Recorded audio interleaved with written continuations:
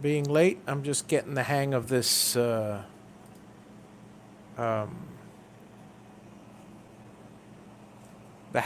thing, the StreamYard. And I don't understand why it's not working on YouTube, but I'll figure it out another day. For now, I'm streaming here.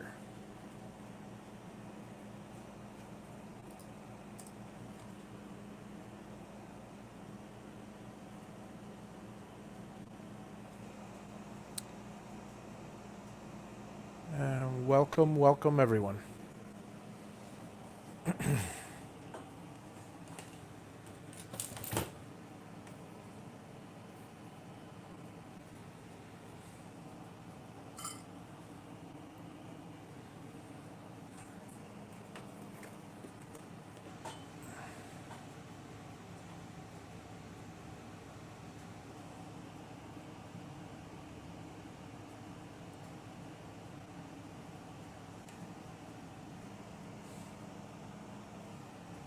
Howdy, folks.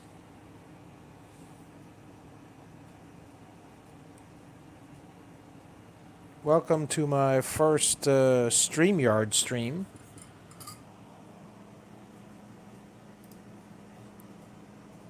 Ah, good. How's it going, Mario? Or is it Marlo? I can't read from this far away. I am, yeah, I stopped the Facebook stream because it didn't seem like both were working. It only seemed like one was working. So I just flipped over to YouTube and stopped the other one.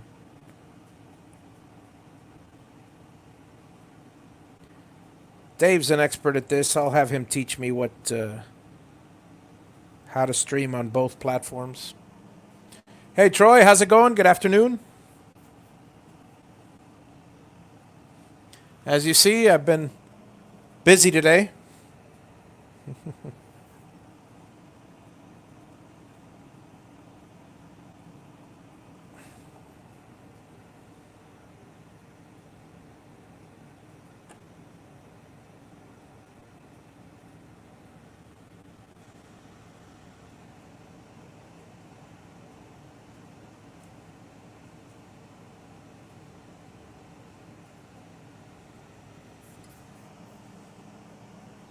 How's it going, Earl? Hey, Bob.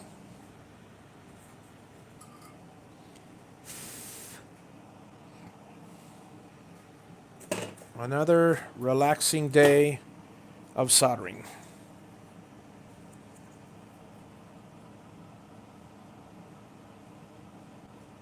I'm pretty much caught up pretty soon. A day or two I'll be caught up.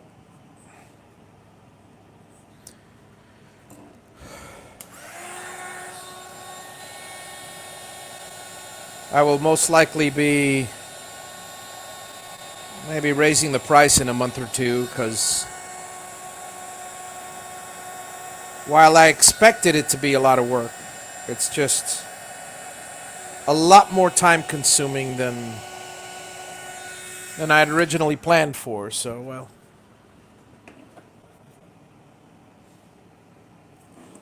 So my first customer's got a deal.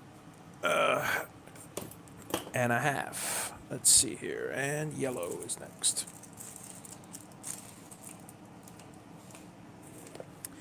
$182 connections for each box.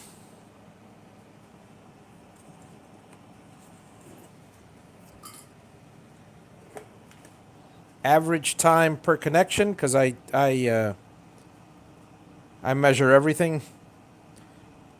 Average time per connection is somewhere in the range of about 2 minutes. So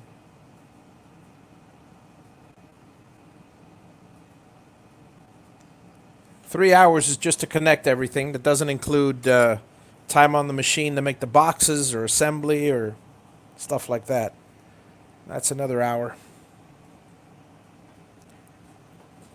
And that's after I've been doing it for a while. Imagine if somebody were to do this from scratch.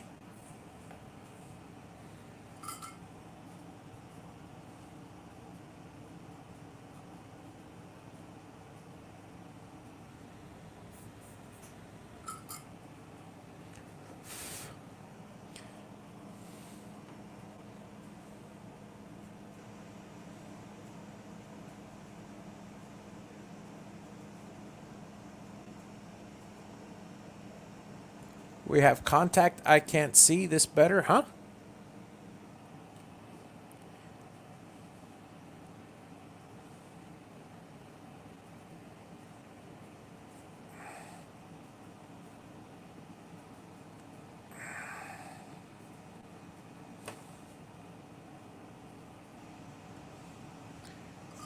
Yep, this part of the build is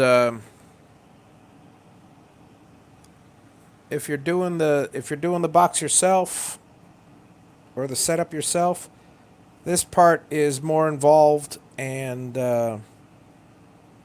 people make it seem easy. Well, it is easy, but extremely time consuming. Well, it's easy for me. For some people, it's not so easy, or it's intimidating, but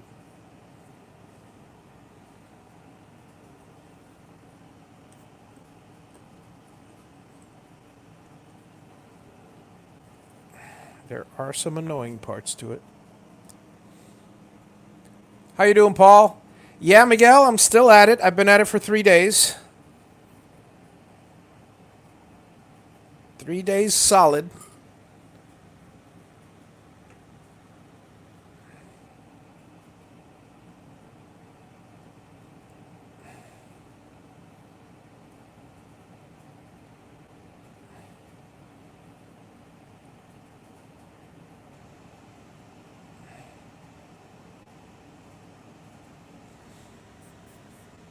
And I probably got another day of see, I've got all the connectors done for the boxes, but the male connectors are on the boxes. I've got to wire all the female connectors. I've only got 16 of them wired. Yeah, the ones that go to the motors. So there is that.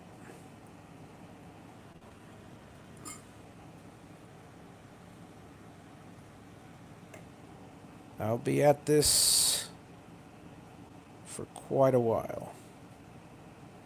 I'll continue this at home because I should be heading back. I'm on the property now up in Central Florida, and I'll be heading back pretty soon.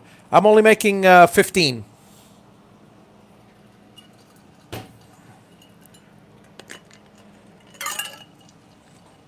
But each one takes 182 connections, including 7 different 4-pin aviator connectors, 2 5-pin aviator connectors, and 1 3-pin aviator connector. It takes a bunch of connections for the plug, 3 different power supplies on there, the 36, the 24, and the 12-volt power supplies.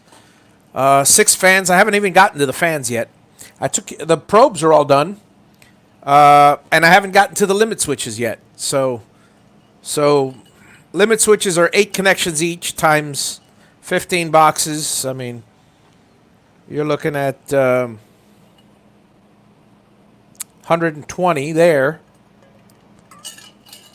Total for the 15 boxes is 2,570 connections, 60% of which are soldered, and 40% of which are terminals. But you still have to strip every single one. You have to tin every single one, and you don't have to tin those, but you do what you do. This is the last of the 4-pin. So there is that.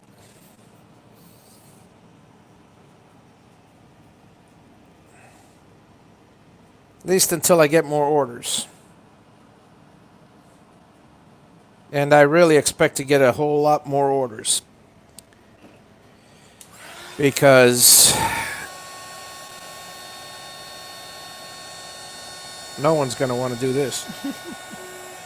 I'm actually enjoying the soldering.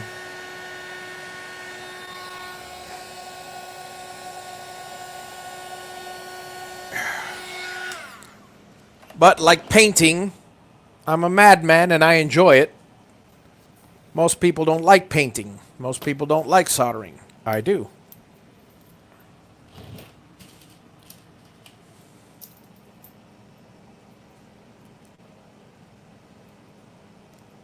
All right. Now we work on some 5-pin connections for a little while. Yep. 3 more cases of Diet Coke. Yeah, just about. Here, allow me to share here. This is, all right, so you'll notice the, in fact, I gotta actually move them to the more convenient location, because when I'm thirsty, you gotta grab them quick. You none of this bending down for Diet Coke. Reach and grab. Reach and grab.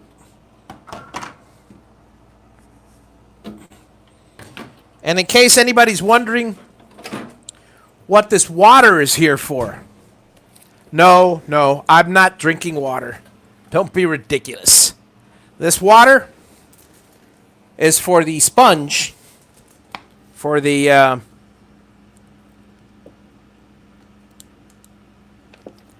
soldering iron. Keep the tip clean.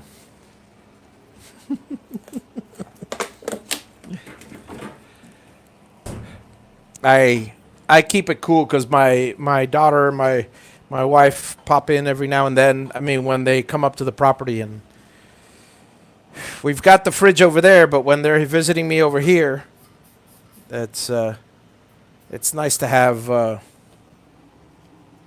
water handy. Anyway, I'm at the property, Miguel. I have let's see, my latest video that came out. By the way, I apologize to those of you who were expecting a video this week. I've been busy with this stuff, so I haven't been able to edit. I've got about 6 months worth of videos to edit, so it'll be accelerated in the near future. When I get this first batch out, I'll be editing a lot more videos because you guys haven't seen the general store that I built. The next video will be on the room that I built in the container. This is the 45-foot container. Yeah, you can't see the rest, but I've got internet, security cameras. So, not that it matters. All my neighbors have guns, and they watch the property for me. But whenever the few days that I'm not here a month, I've got it all being broadcast and saved to the web. So that's a beautiful thing.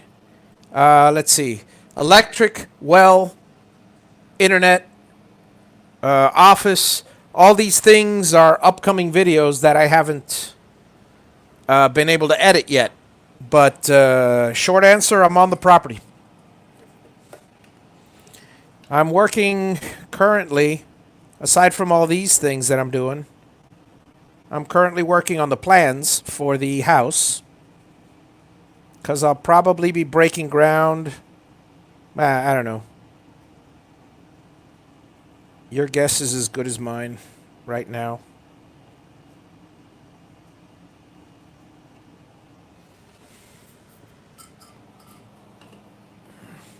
Yes, I have AC right there. I put a wall here with a door, so I've got it AC. What I have to do though is this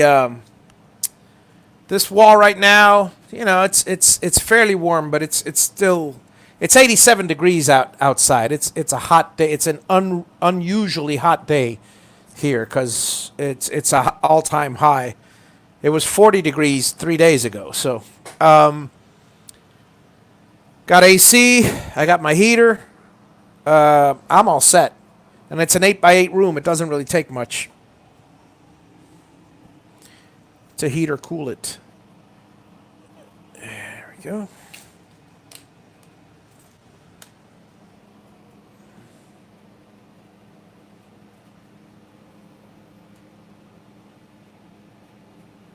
Yeah, this chair. I got it at Sam's. Yeah, I love this place. It's very handy. Best part is I've got my security cameras here. I could tell anytime somebody comes on the property, like Amazon or something, or when my neighbor's outside, as he often does, to come by and say hi.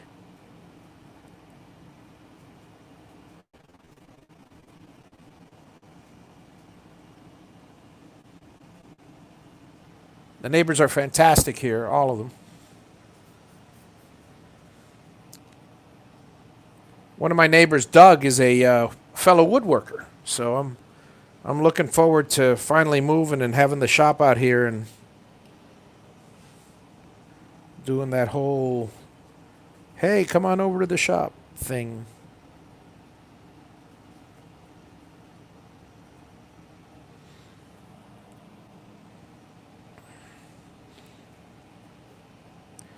Like you, Migs. By the way, folks, Miguel is my cousin, and hopefully he'll be moving out here to the general area as well.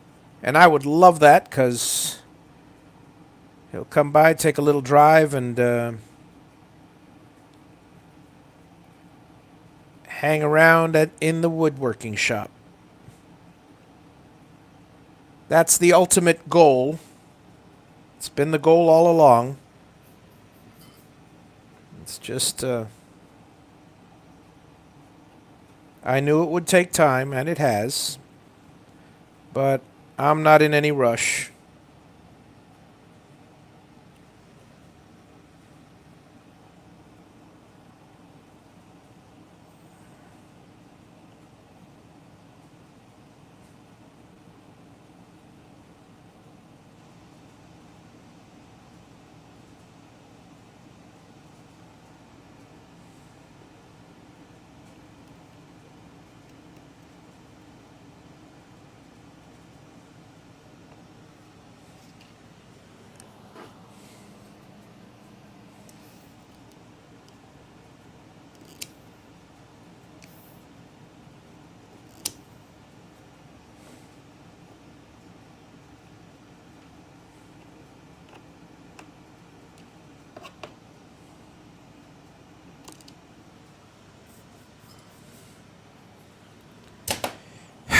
In all the rush to bring all the stuff over, I remember just about everything except desoldering braid. I have my vacuum bulb, but I don't have my desoldering braid.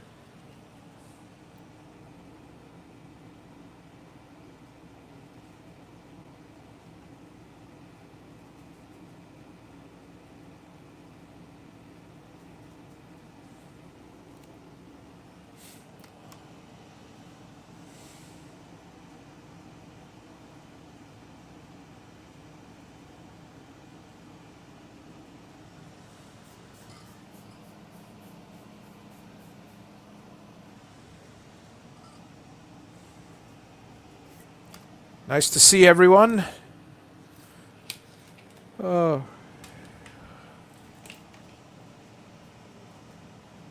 Feel free, chat amongst yourselves.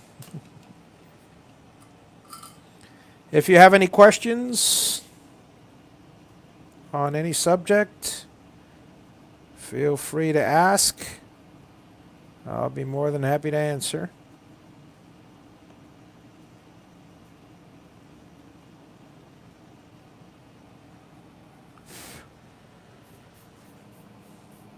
Hey, John, how are you?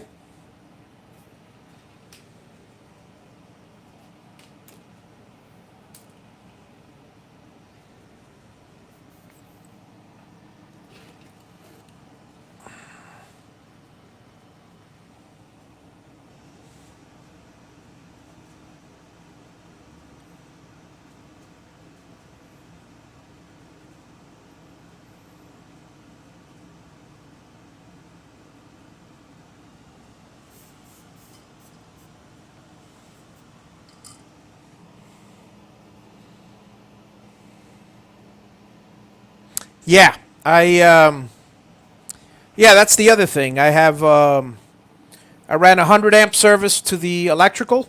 Sorry, 60 amp to the electrical. I got a 100 amp service out here, and I ran 60 to the a 60 sub panel to the container, a 60 to the to where the RV is plugged. Obviously, the RV is only on a 30 amp breaker because it's a single phase one pole. I mean, yeah, 110. What color was I on? Oh yes, black, because these are black. So I needed power because I needed the power for the well. So I took advantage and powered everything else.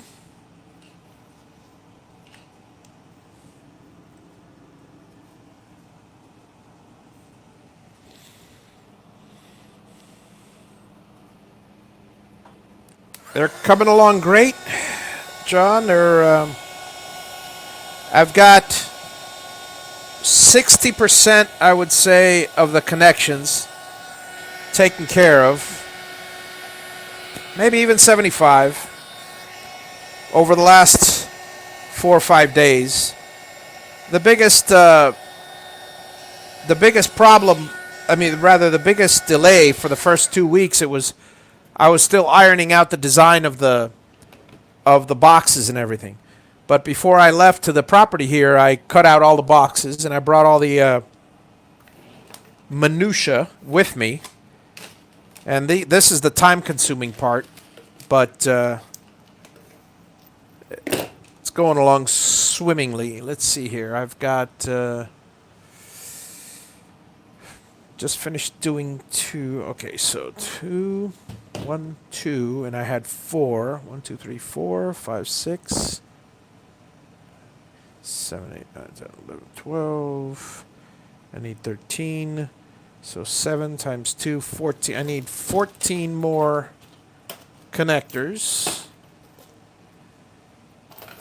4, 5, 6, 7, 8, 9, 10, 11, 12, 13, 14. So when I finish these, I'm caught up as far as all the connections except the fans. Then I'll do that later tonight. So I'm probably heading home either tonight or tomorrow, probably tomorrow. And by then, the only thing I have at home to do is just to assemble, just to put everything together and plug everything together. And test, of course. So that should take a couple days. And I should have the first 5 boxes out this week, maybe the first 10, and then the last 5 the following week. Well within the 4 to 6 weeks that I'm only on week 3, and I took the first 2 to do design, so I'm ahead of the game.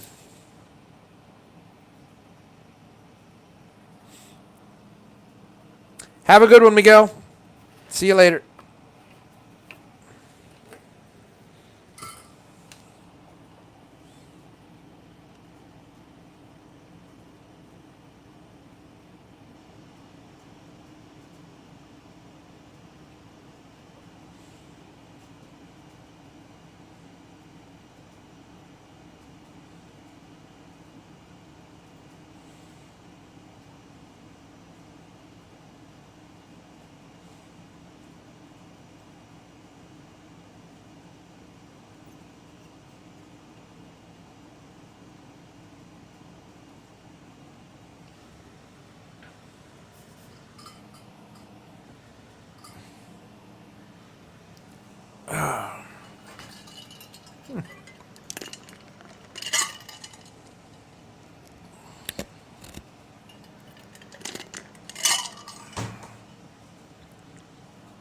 Let's make the next one blue. 1, 2, 3, 4. And 1 black for common. These are the inputs and the outputs. And I'm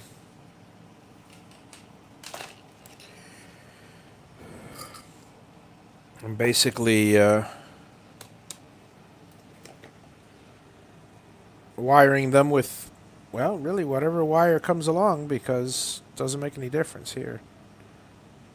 I like to color code some of the other stuff, like, um, for instance, each of these connections. If you guys ever get around to opening your box or to work on your box, I want to make it easy for everybody. You know, I've seen some people do controllers out there with everything's the same color wire. That's a nightmare. Um, the These cables have the four colors. They have red, yellow, blue, and black. The motors have red, green, blue, and black. So the green is the yellow, and so when I attach the other side of this to the motors, they're all gonna the same wires have the same colors, so nobody has to worry about, nobody can get confused as to which wire is which. Not that there's a need to open these things up at all, but still, it's nice to have everything standardized.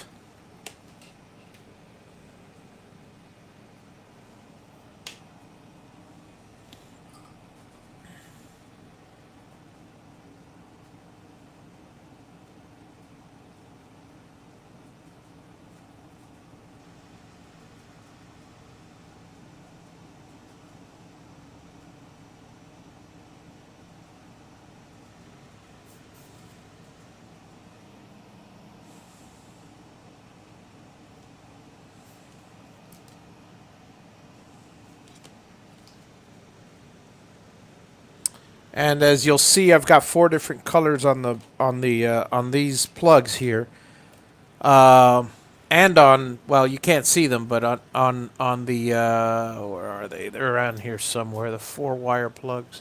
Oh, they're back in here. But on these plugs as well, each color corresponds to the motor, so you can follow it quite easily, even inside the box.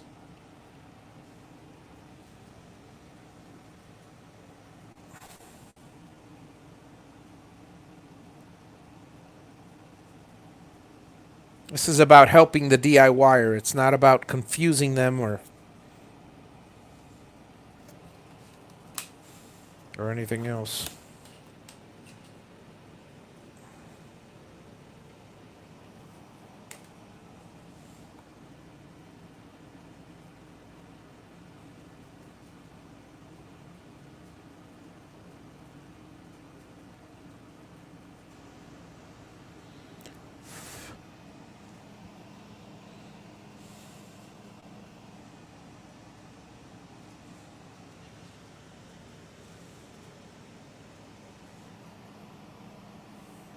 I'm surprised Dave hasn't popped in yet. He might be watching on the TV where he doesn't, because he usually drops into these things, unless he's busy making one of his surprises, whatever they may be.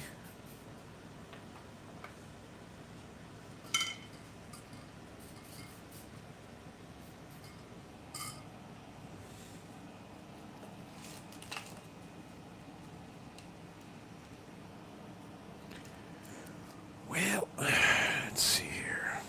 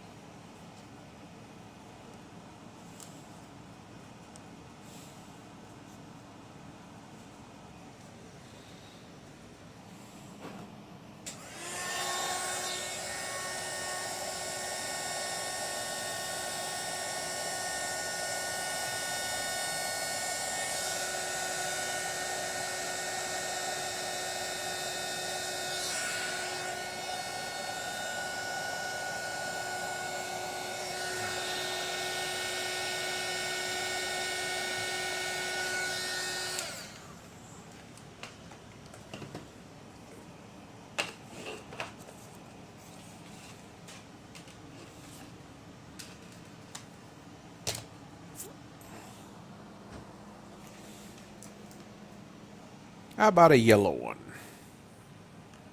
Sure, why not?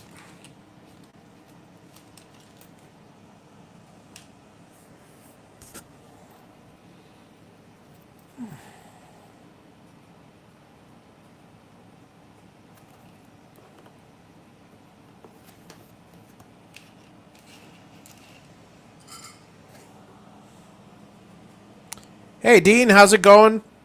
Dean, I wasn't able to answer your question. Go post it again. See what now that I'm chatting and listening, I wasn't able to. As you can see, I've been busy. I don't mind thinking and talking at the same time, but I'm not answering any of my email until I get back home.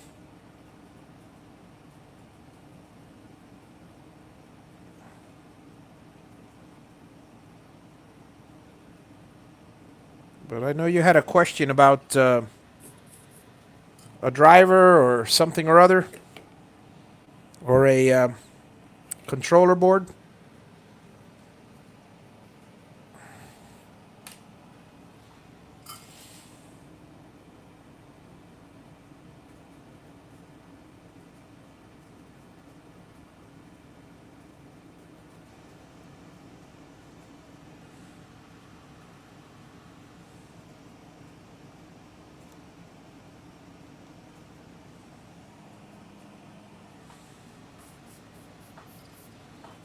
And I apologize for the delay because there's probably half a minute between when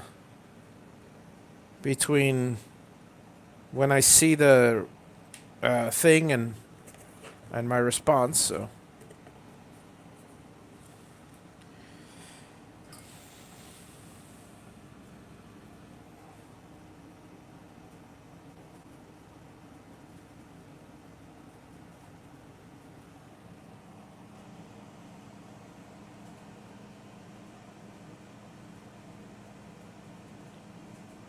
no, this is actually this is the first time I've done a live like this. In fact, first time I do StreamYard. So usually my lives involve me out in the homestead. You know, not building something, but frankly, I didn't feel like turning on the TV. I figure maybe some people have questions or whatever, or I could share my boredom with someone else, which someone may find interesting, because I know when somebody puts a video of somebody mowing a large, like 10-acre property, I find it interesting, as strange as it might seem. Let's see. The brand name of the controller that I'm using. Okay. There is no brand name. The controller that I'm using is similar in every respect to the SaneSmart controller. But I buy mine in bulk and I program them myself. So I don't know if that answers your question.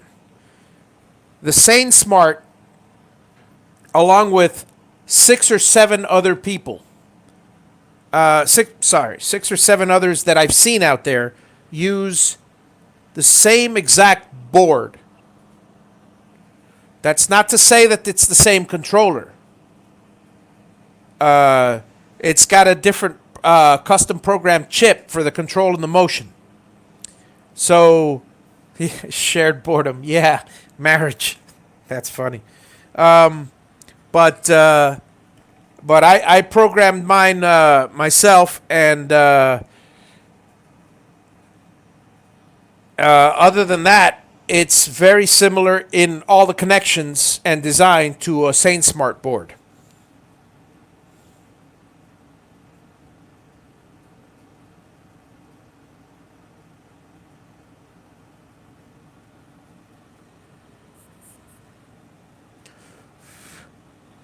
Unlike parallel port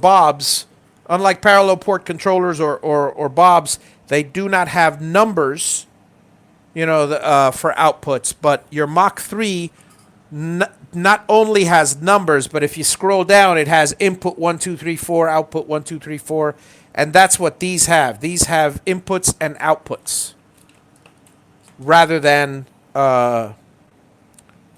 numbers.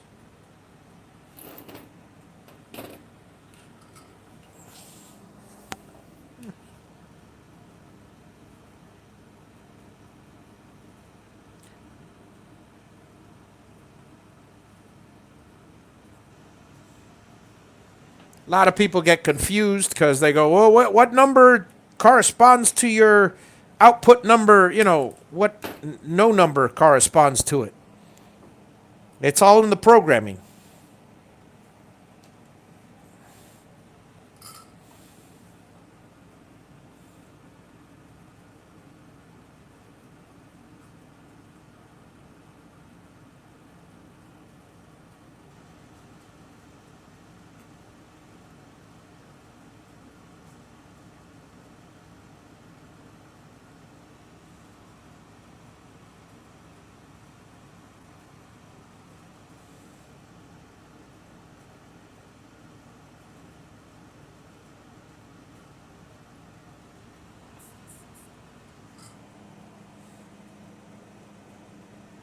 Yeah, yeah. I mean,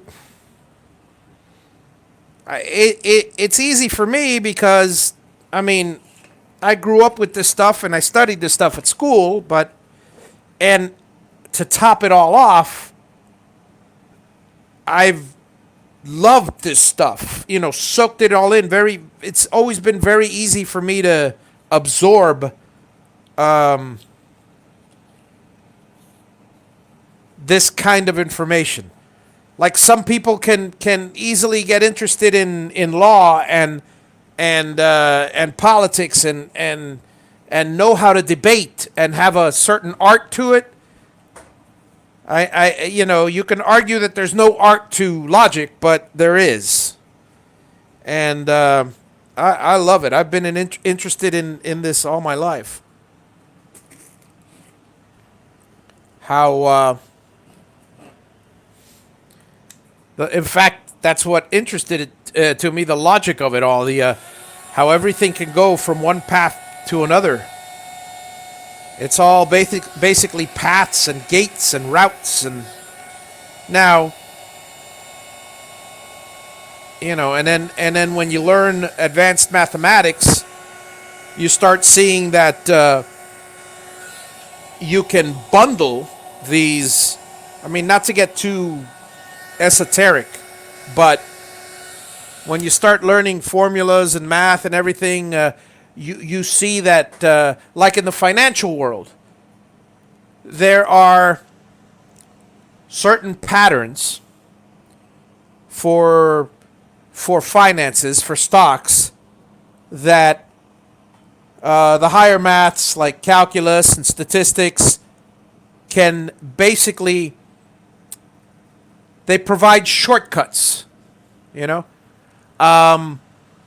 and similarly, there's a lot of equations that that provide shortcuts to the ways certain electronic pieces perform, and that has always interested me.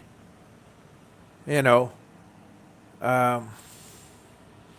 working with inductance was probably the hardest thing for me in school because it wasn't simple logic. It had to, well, it was a little more complicated than gates and NAND circuits and stuff. But well, anyway, not to get into that stuff.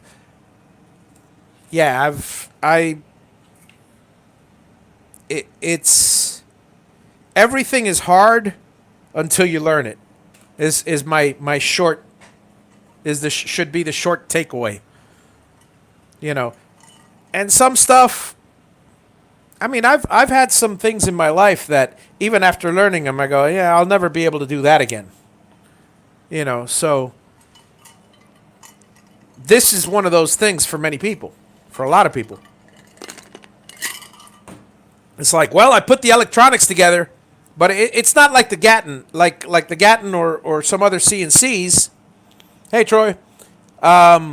It's not like the Gatton or other CNCs where um, with the Gatton, once I put it together, it was intimidating before because I didn't know. But you follow the instructions letter by letter, and all of a sudden, oh my God, this was so easy. And when you're finished with it, it goes, I could build 100 of these. This is such a piece of cake. I don't need 100. I needed one. But but now anything goes wrong with it, I know every single aspect of it because in the end it was very easy. With this stuff, it's assembling it is not the only part of it. The operation of it is it has a lot to do with it, and so yeah, a lot of people think that, oh well, this is a great project for me to learn and do it myself, and the accomplishment of doing it myself, but you know, I'm here because there was a need in the community, and there was a need in the community because there's a lot of people that just flat gave up because there is a point. I mean, woodworking, you basically you want to get joy out of woodworking. You want to get pleasure out of building something. When something becomes a task and work, that's not fun anymore. For me, this is fun. For 99% of the population, this is not fun. Painting. I love painting. 99% of the population hates painting. That's why I make money at painting. Painting things that people don't want to paint. And similarly, I'll be happy to put these together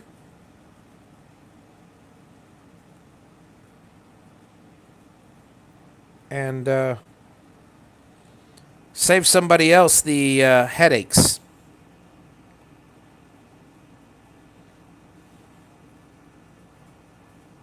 Because, like I said, it's all about getting enjoyment out of your craft.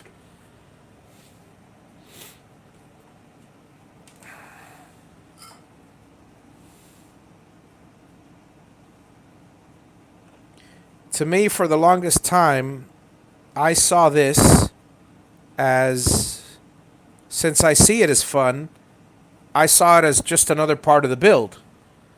I didn't realize until until I heard the community, the woodworking. I didn't realize that most people don't feel that way. This is uh, annoying, cumbersome, time-consuming, not fun, difficult, whatever word they choose. And this is what's stopping a lot of people from getting to the good part, which is the carving and creating good stuff and making money from it.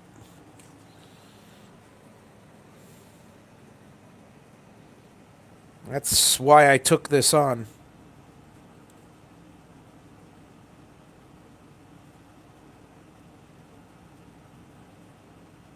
Finally sunk in my head that, you know what?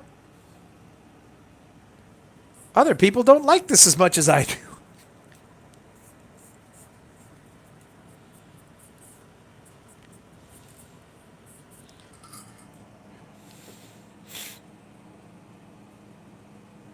Yeah, painting on canvas is a whole other story. I like that too. I'm not good at it, but I like it.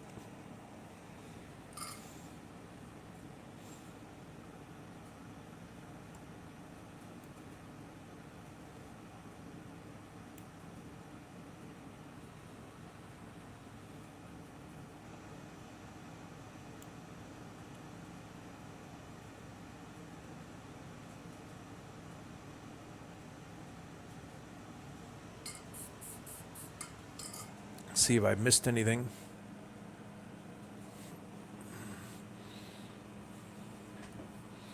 Yeah, that's how you're feeling with the electronics. Yeah, exactly.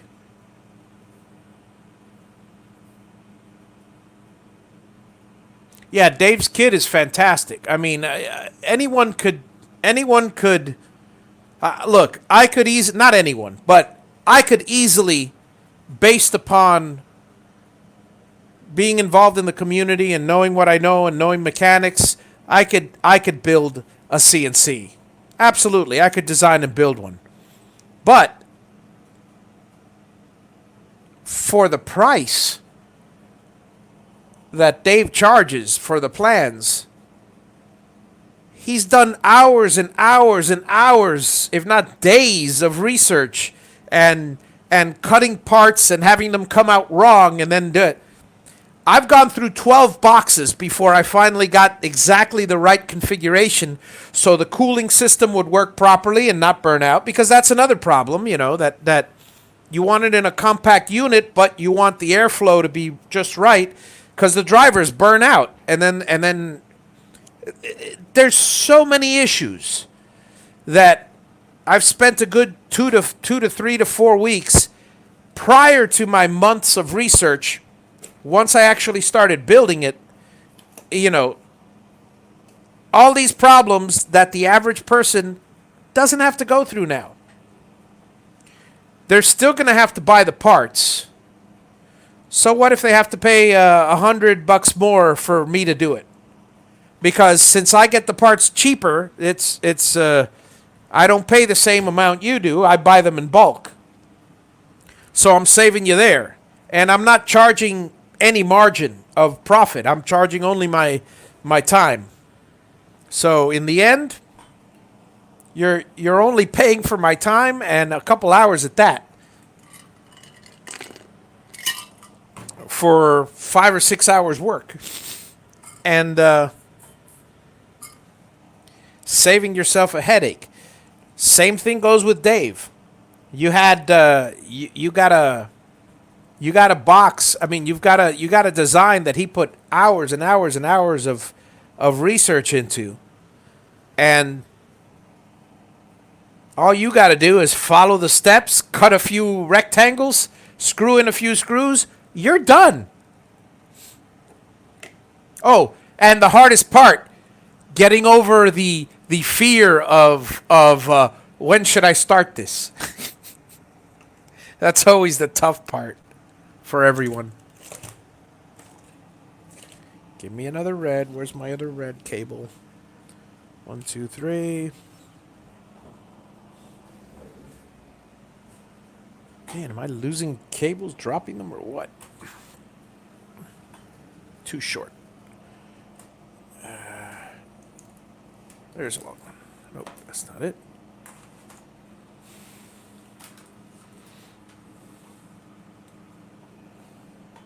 Yeah, I'm looking forward to seeing the build.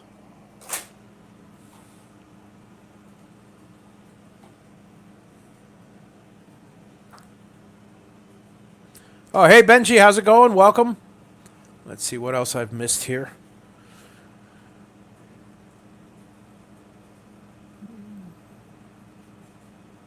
Philip, you're very welcome.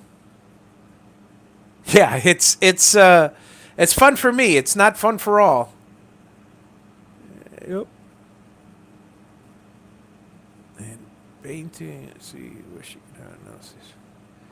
Yeah, I know, Dean. There's a few people that have already mentioned that, but I didn't even know in December that I'd be building something like this. I mean, I'm telling you, as soon as I made the decision, that's when I announced it on Dave's show. So prior to that, I hadn't decided to do this because, well, I got to be honest with you. I mean, obviously, with all the other things I have to do,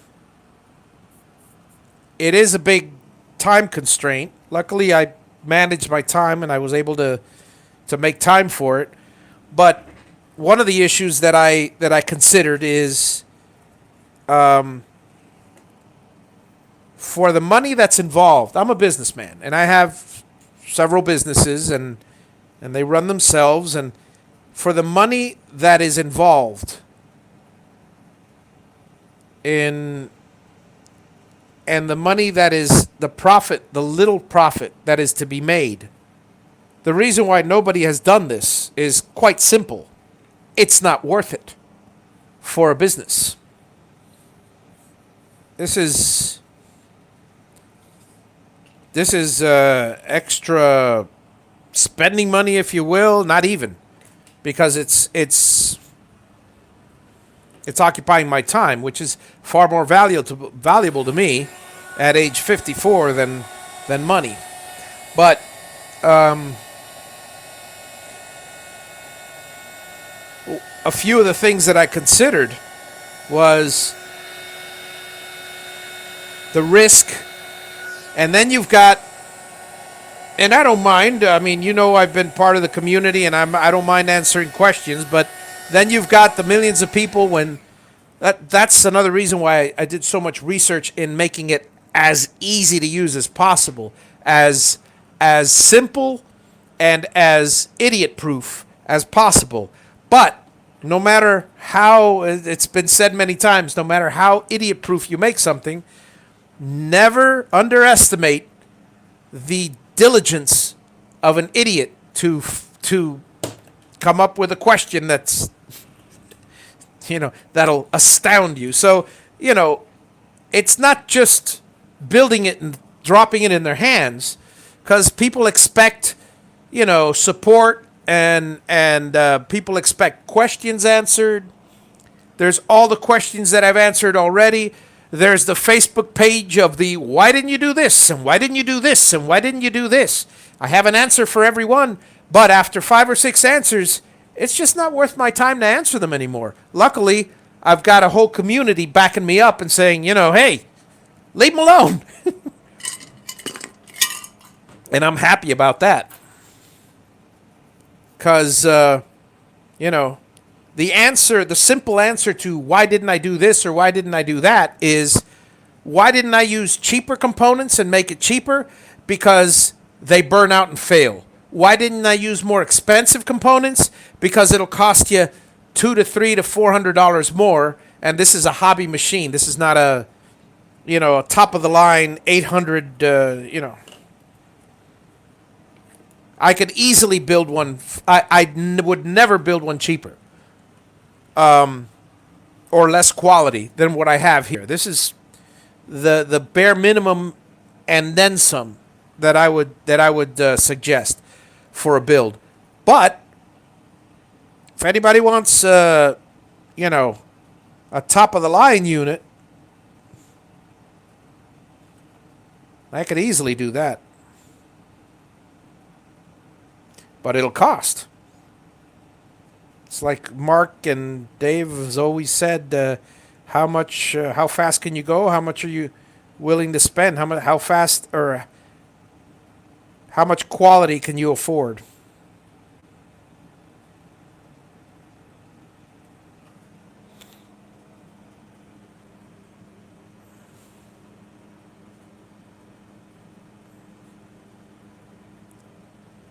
Yeah, Dave's plans are excellent. You can tell the hours he spent by the way the pieces fit. Absolutely. Yeah.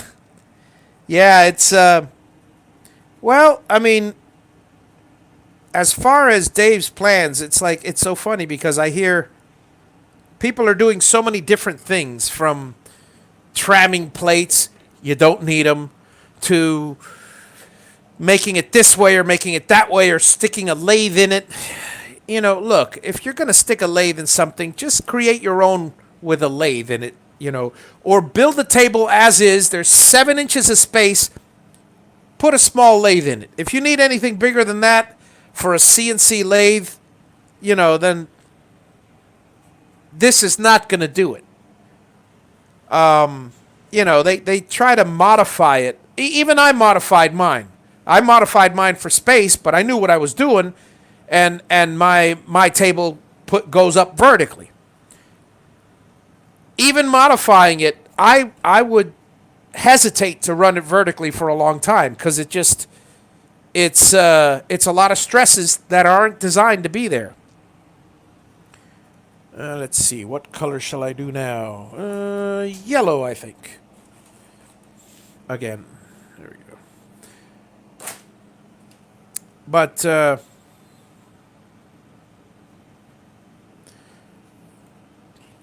Yeah, I've got my share of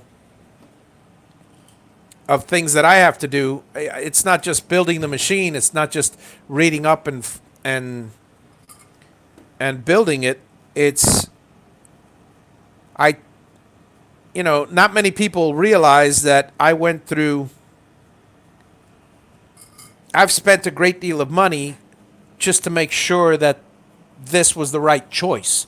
The motors, the drivers. I've burned out 4 TB6600 drivers and about 8 TB6560 drivers. Don't worry, didn't lose any money.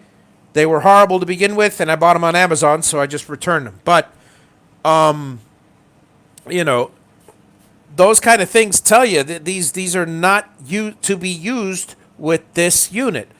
I've had controllers. I've still got the controllers at home. I got 8 different controllers from parallel port to USB, and I go, no, this one's good. This one, the motion is too jerky. You don't want that. I mean, no one will notice. The average person won't notice, but I've got years in the business or in the industry or in the CNC world, and I want a smooth motion on my CNC.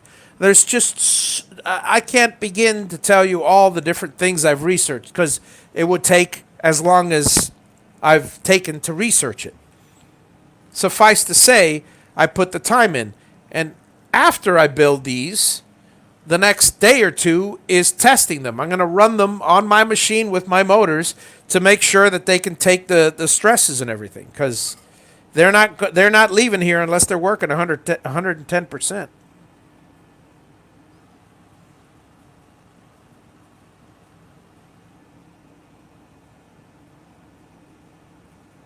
And I apologize to the people that are used to Amazon and expecting something, yesterday. But that's why I put 4 to 6 weeks, because I knew that the first ones, I didn't expect this many to be sold so that complicates matters, because, 5 or 6 a week, or after I get used to it, I could do 5 a day, which is not a problem. But, 15 when I'm still, testing them, still finishing the design for the board and all that. It was, it's not that it can't be done, it can be, but I have just so much time in the day.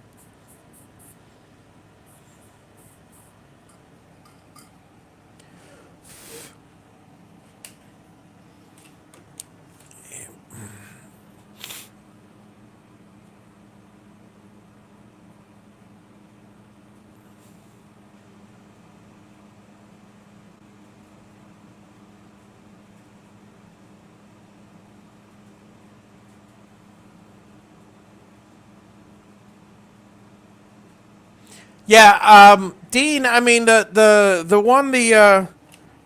Sane Smart seems to be a good motion controller. I mean, it's not a bad motion controller. The one Dave has on his page.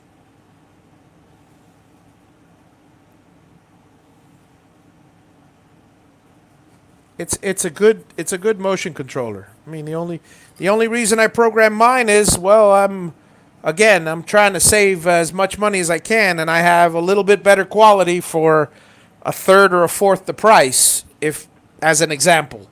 So, and no, I don't sell these by themselves, because when you buy 100 of them at a time, you basically want to get your money's worth from them. So, but yeah, the Sane Smart controller is a good controller. I mean, there's nothing wrong with it.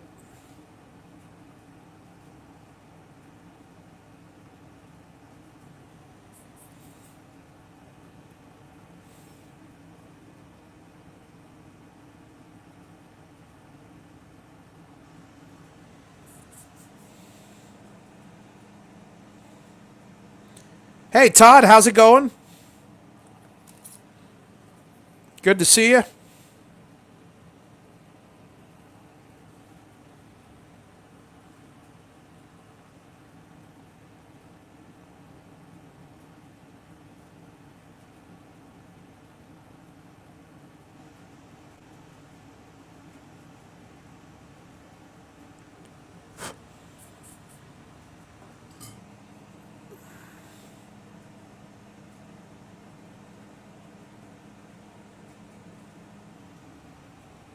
And the as far as the heat,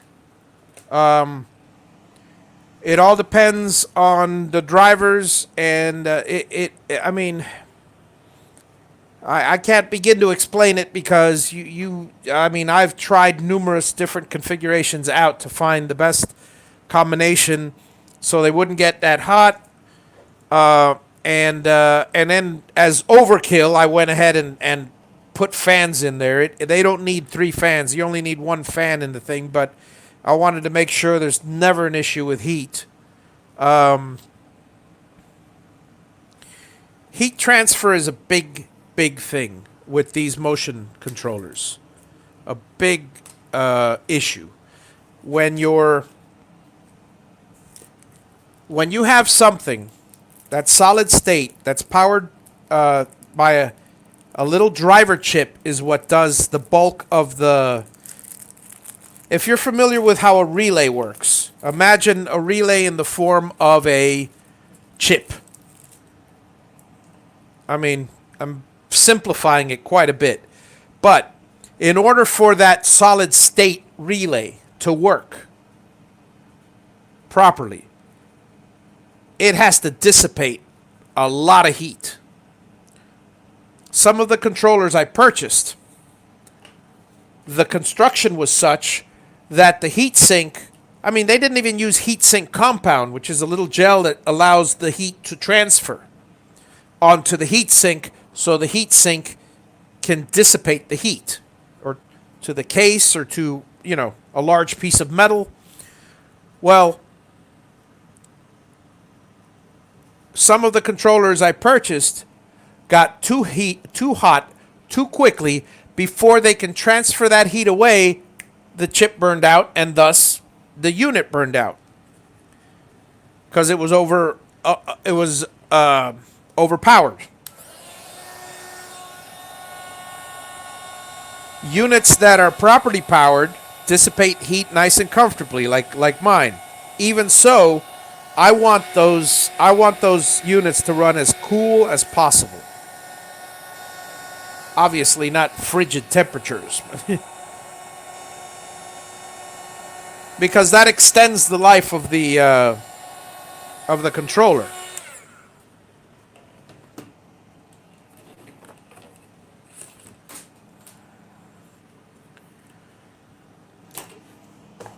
Next color.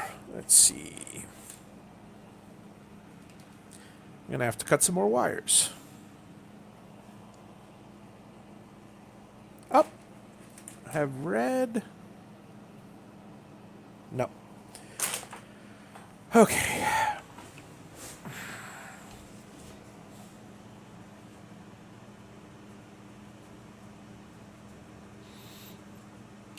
Yep.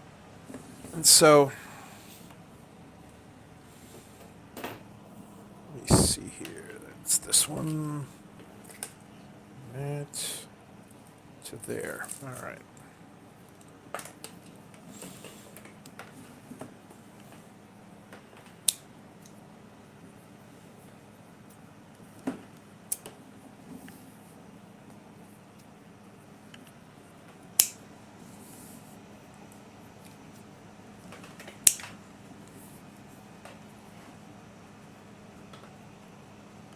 Two, 3, 4, 5, 6.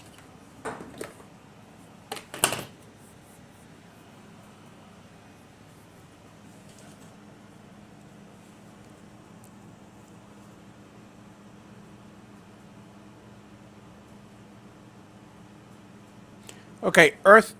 No. All ground is not ground. Okay? Be very, very careful how you wire the ground. Here's what happens. Most of these power supplies have independent grounds. They do that on purpose.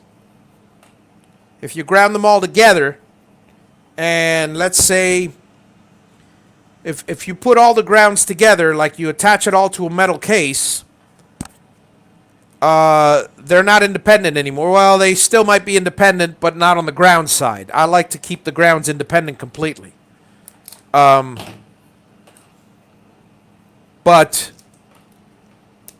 let's say your boxes are insulated from each other. If they're all attached to the metal case and then all the grounds are the same, and just attach it to the case. Attach a wire from your ground to the case. But as long as make sure your case is grounded.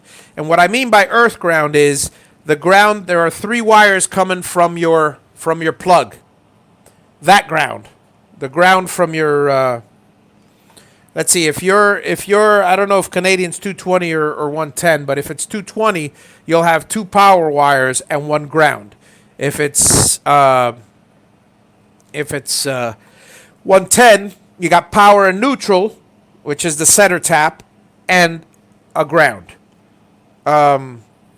Again, regardless of what you have, you'll have an earth ground, because ultimately that is attached to earth, and whatever power you're feeding into the unit, it'll be attached to the earth.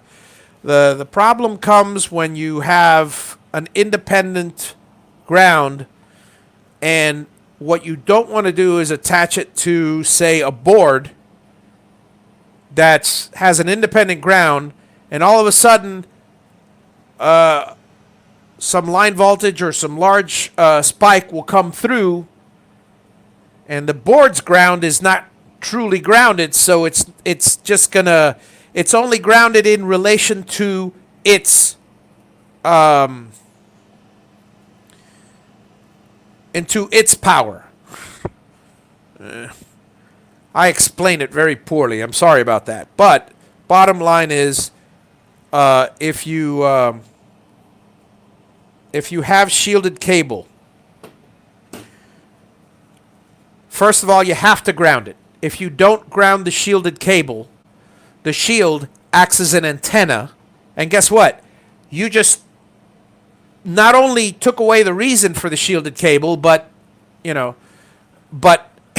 amplified the reason that you should use it. I mean, why you shouldn't use it? Well, you know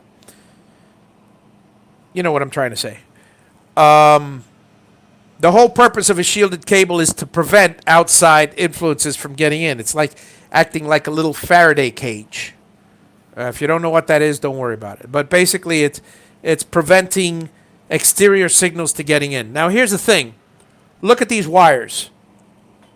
This mess of wires inside your box. What, I'm going to shield every single wire? They're individual wires going from component to component. You can't shield them. The only thing you could shield is possibly the wires going from your motors to your box. And they don't need shielding. So, because you're looking at 36 volts, and they're running a coil. So you're not going to, and on 18.4 cable, nothing's going to interfere with that unless, like I mentioned in some other past show, unless you're in the middle of an industrial area and you've got some major RF leakage. And at that point, I would be more concerned with cancer than with shielding your wires.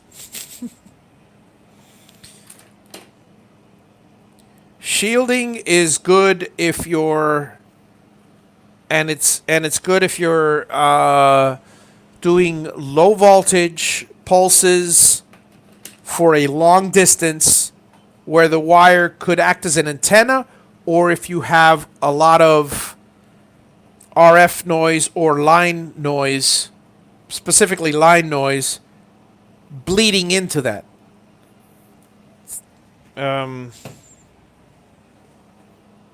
This is not that kind of equipment where it's possibly the board is sensitive to it, but the board is receiving signals from a USB cable or from a parallel port cable. That one should be shielded.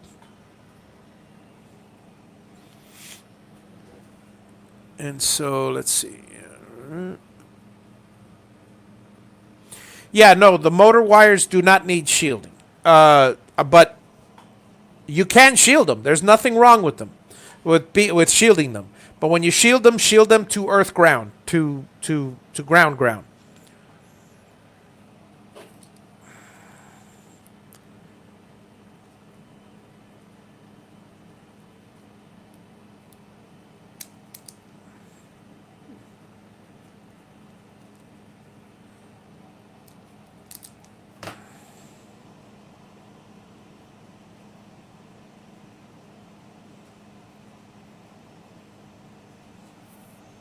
Yeah, people ever since they used the word shield, they made it think like, oh, you have to have it, and it protects you against everything.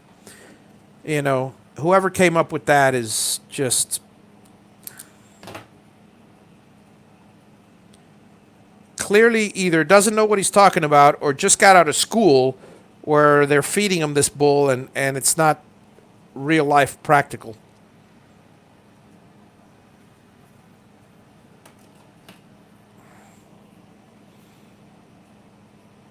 I mean, they're not wrong. Shielding is better. So I have nothing against shielding. I have something against people shielding it improperly. Because that's what tends to happen most of the time. Shielding is always. It's an added. It's like saying. Well, is more insulation better? Yeah, more insulation's better. But if you're in a place that doesn't need insulation because it's not hot or not cold, yeah, more insulation's better. But why are you going to use? Why are you going to spend money on insulation?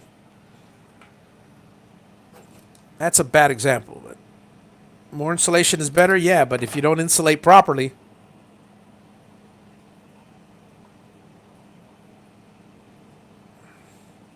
but in the case of shielding, if you don't shield properly, the reverse happens.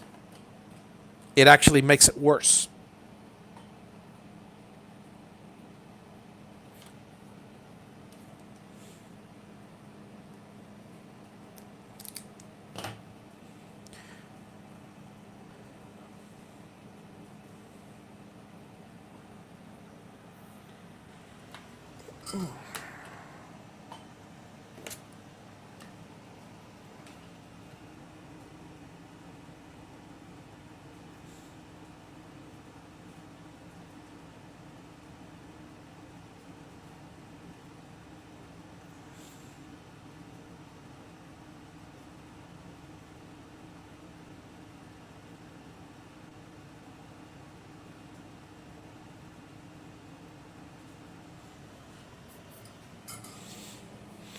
Let's see.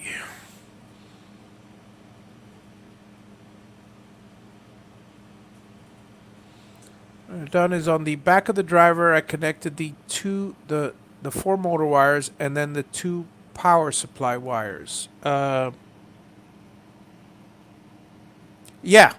that is correct. On the high voltage side, for a DM542, it would be for the A plus, A minus, B plus, B minus, and the two either 36 volt or 48 volt, whatever your motor is.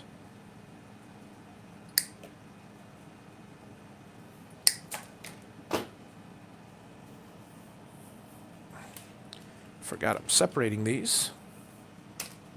There we go.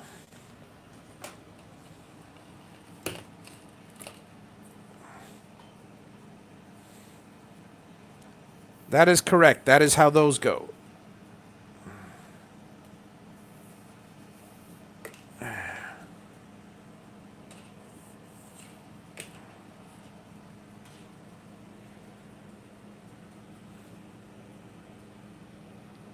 Hey, John, how's it going?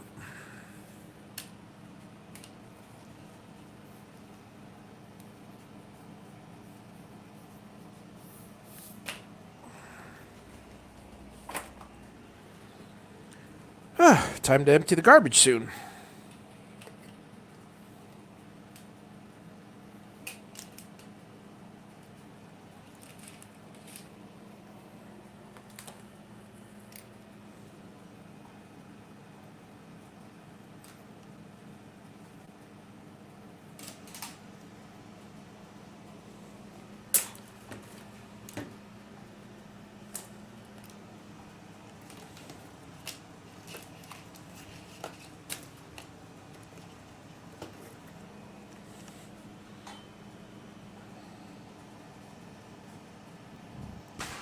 Excuse me.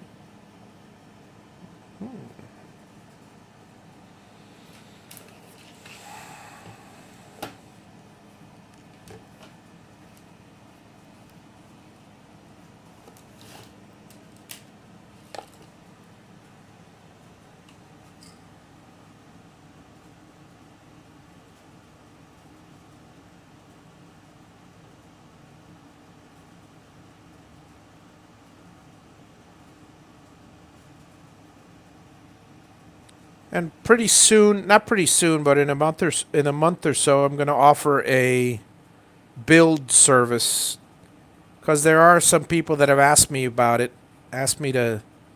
They told me they already bought all their components. They've given up, and I mean, I'm happy to help walk them through it as much as I could, but within reason. Because some people, well, to be blunt, they're not meant for electronics. But yeah, some people asked me if they'd ship the stuff to me and I could build it in a hobby box, and I said, yeah, I'd be more than happy to. I'll price it accordingly.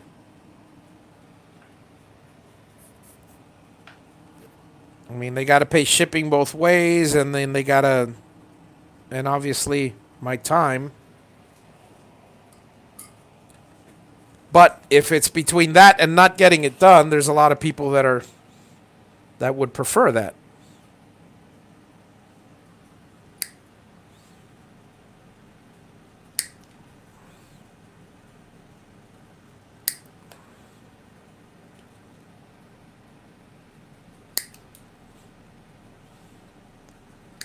Similarly, a few people asked me if I'd repair their Xylotex boxes, and I go, yeah, I'd be happy to.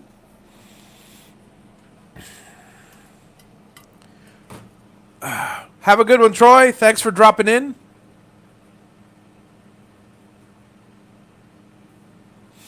Let's see, try on the kit. Any other parts available about the other time? Someone.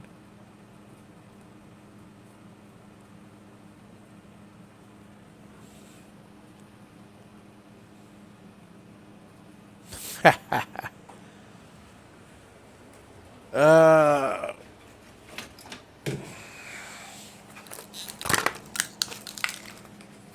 and if you were listening earlier and saw that I had water here, it's this is the real reason for the water. Is I gotta have ice for my Diet Coke. It's just a necessity.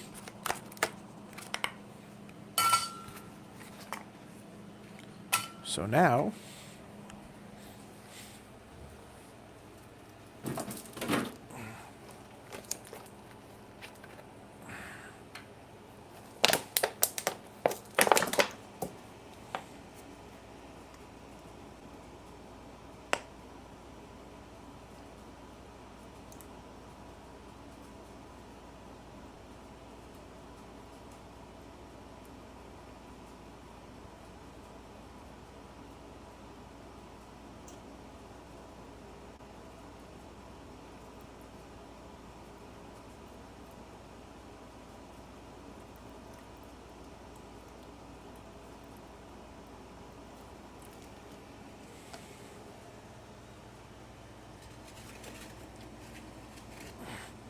didn't spill a drop.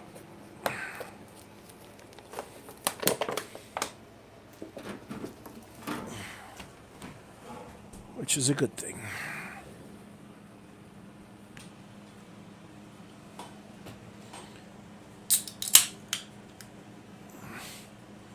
Your daughter's almost 17, Troy. My daughter's almost 18. So I feel you. Yeah.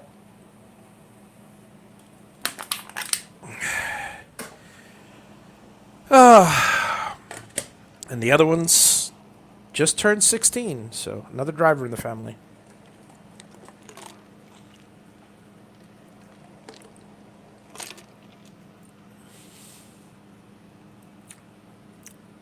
Well, the first 5 or 10 shall be in about a week or so. I am still building them. Yeah, originally I said 4 to 6 weeks. I'm on the 3rd week, so I'm on time. They should be out. The first 5 should go out in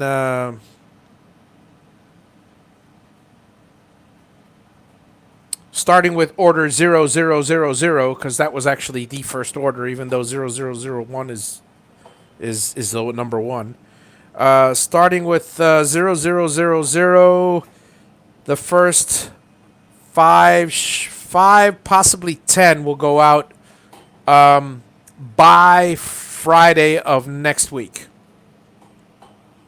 You should expect them, if not by Friday, over the weekend. I'm trying to get them out sooner, but I don't want to rush them because, if I rush them, you'll be upset, and I'll be upset at having to pay shipping to fix the thing.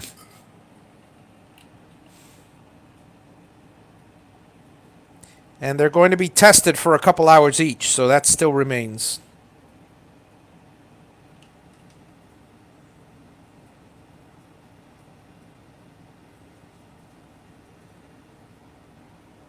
But it's the tunnel, the light at the end of the tunnel is there, John.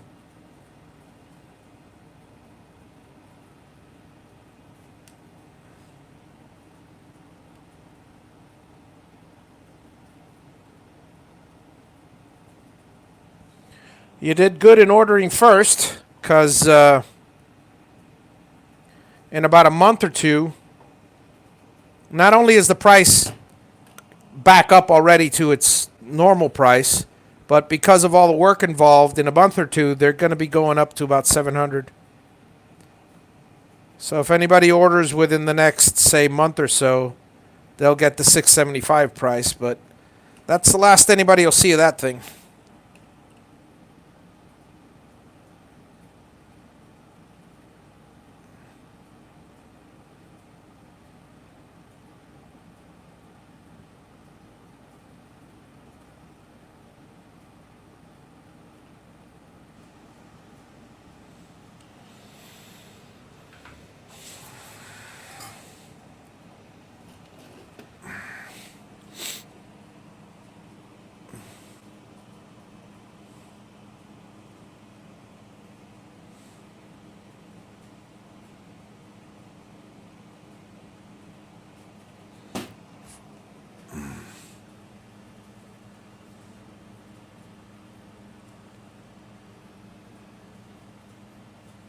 Yeah, 14 to 22. Yeah, I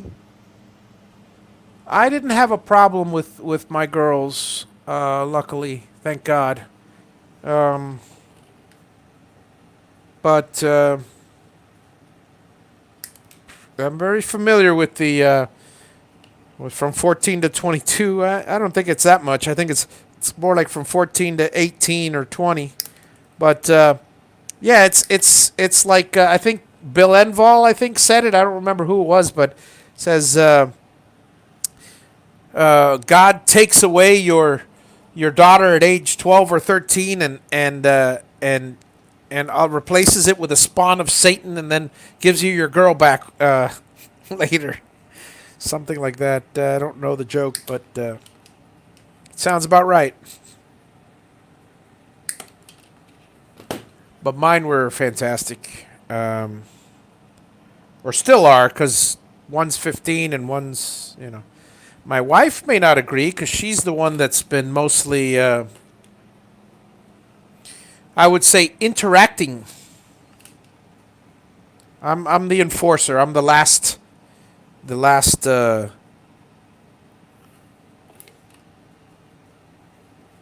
ditch effort.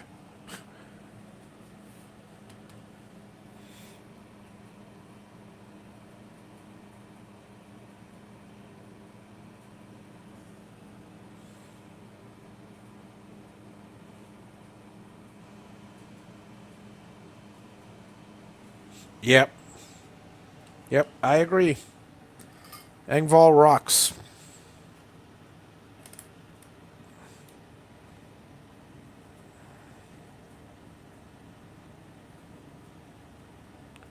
It's just so hilarious. All the comedy gang, all the blue collar comedy guys are just fantastic. I saw Ron White in concert at West Palm. That was an interesting experience. That was funny. It's like when you see a comedian in concert, it's like it's a great experience because it's hilarious, it's funny, you're dropping dead laughing, you're busting a gut laughing, but at the same time there are pauses in between that you don't see on an edited special. So you're not used to it. You're used to the delivery being quick and one after another, and so he stops to take a drink, or he waits for the crowd to die down and stuff like that, and you're like, this is not you're not used to it.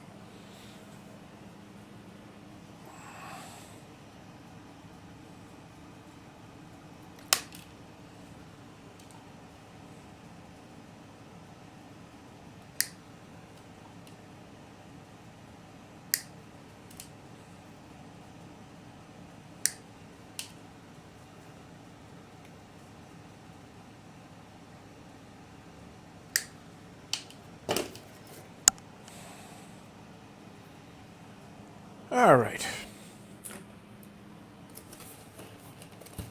3 more sets of wires ready, or 4, so let's grab the next one.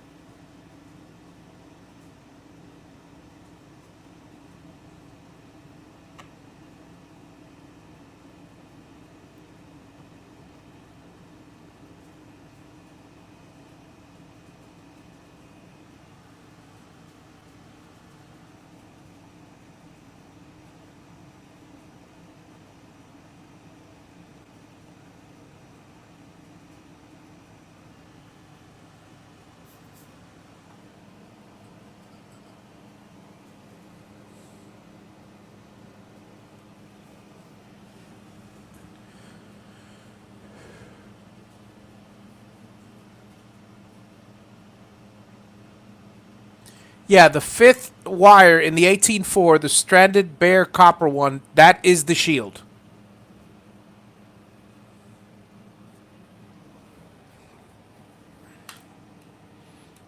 That's the one you attach to ground.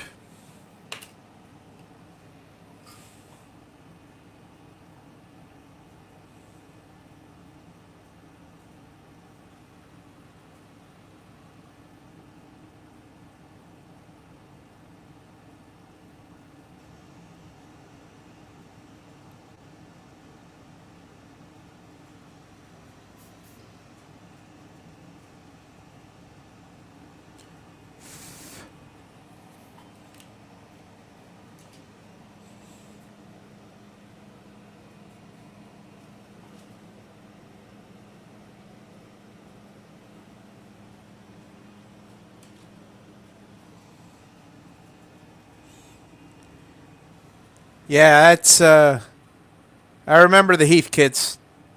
Those were fun.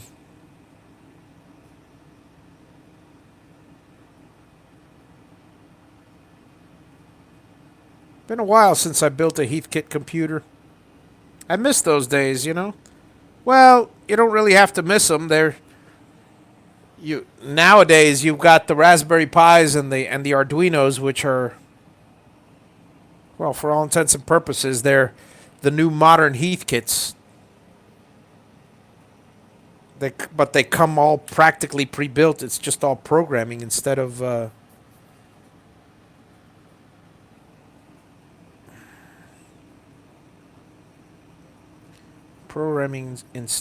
building.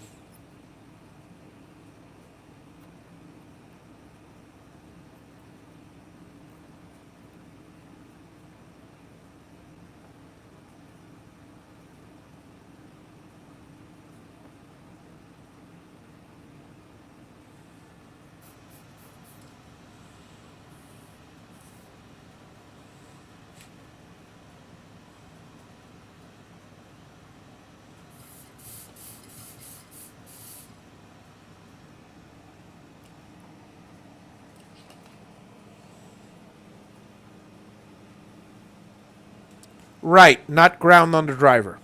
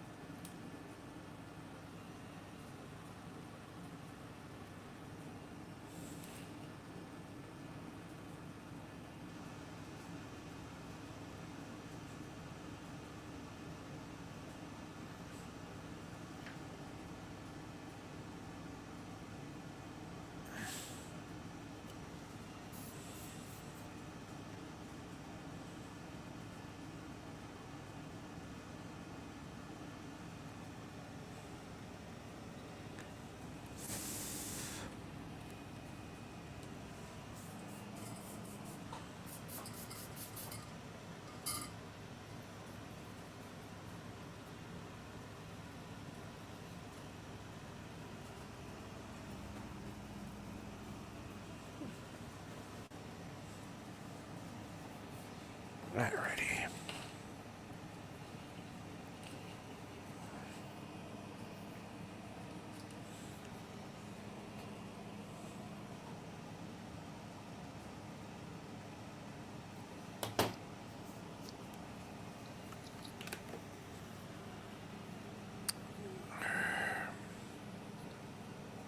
See, ground on the driver is not actually ground. It's actually the negative of the 36 volt or the 48 volt supply.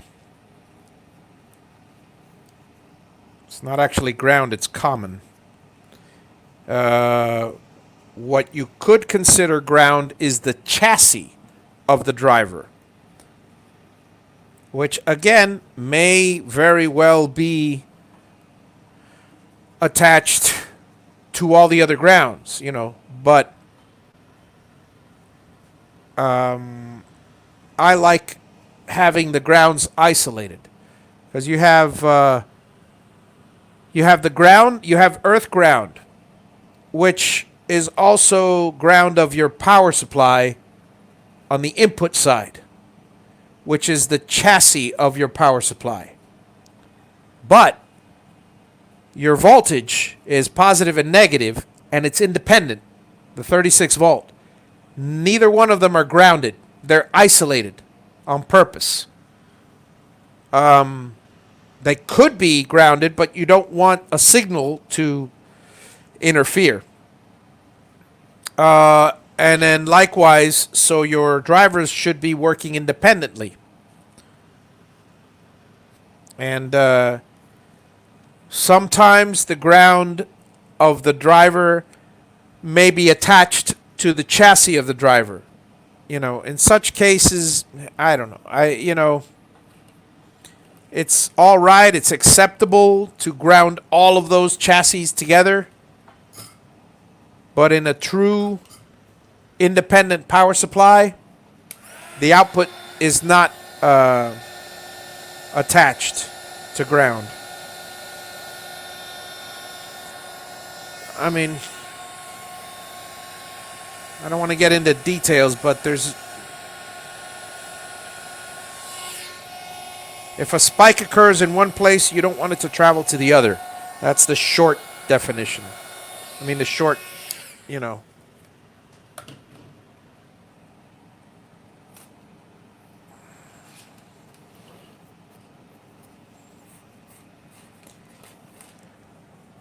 Oh, boy. Getting sleepy. Later, Earl.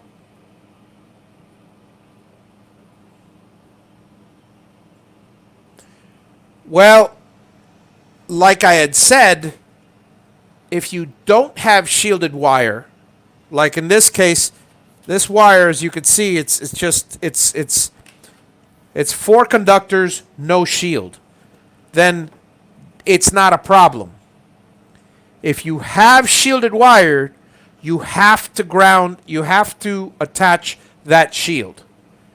Because the shield is in essence a wire, thus an antenna. So you never know, it's a long shot. But if it happens to bend in a certain configuration, or even if it's straight, it'll pick up either line noise or EM or an RF signature and convert it to electricity or transmit it. It'll pick it up and amplify it to the wires, which will then bleed into the wires. Again, not likely to happen. Not with 18 gauge cables and not with 36 volts going through those cables. This is more for very, very low voltage wire, like the pulse wires, like the information, the digital information going from the computer to the controller, or from the controller to the drivers. But from the drivers to the motors, that's some heavy duty voltage. It's not much. If anything interferes, it's going to be, at most half a volt or a volt. It's not enough to throw it off at all.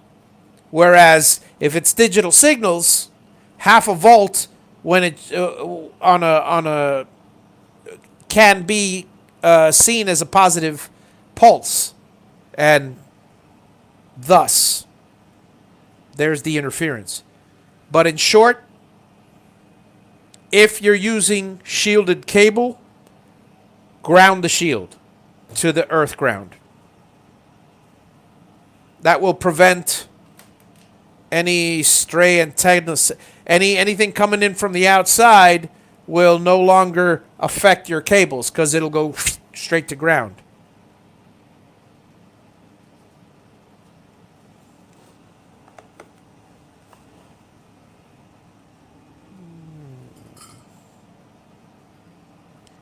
And yeah.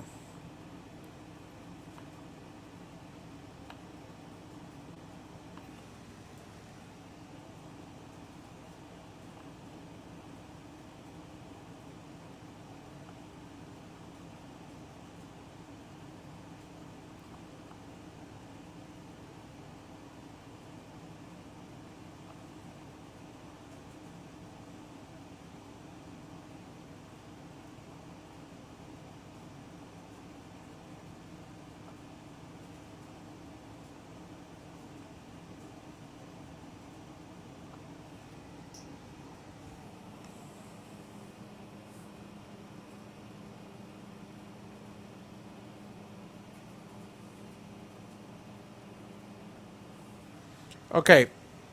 Ground it to on your power supply. On your power supply, you're going to see if I have one laying around. Yeah, here we go.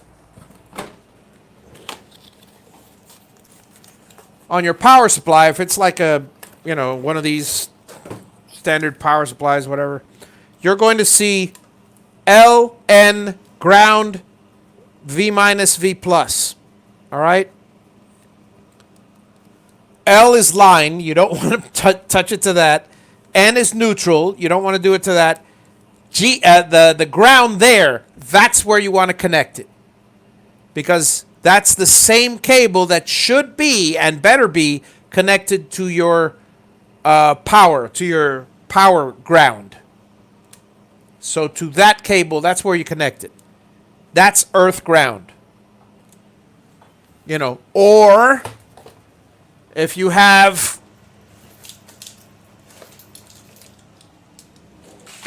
your power cable, then it's the bottom one. It's in this case it's blue, but it should be green. Attach it to that same pin. They both should be going to the same. They both should be attached to each other. So that one. Okay.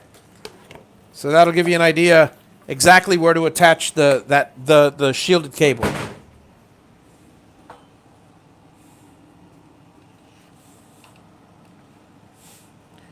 And again, the odds are that you will never have a problem if you leave it unattached. But if you leave it unattached, be aware that you'd be better off with non-shielded cable.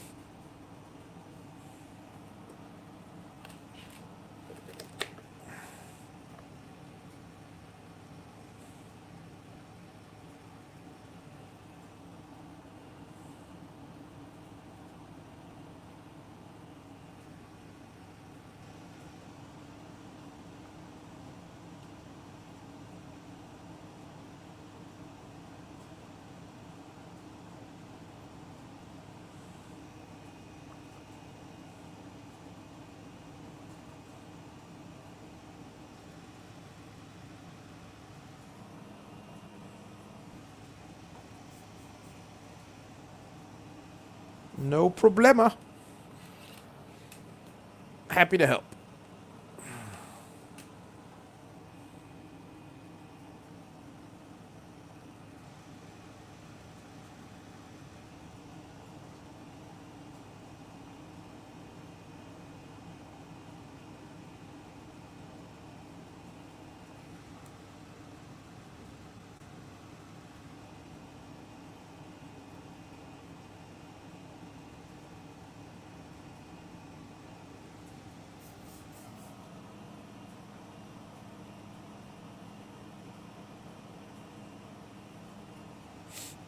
What, the idea of a shielded cable and non-shielded cable? Yeah, that's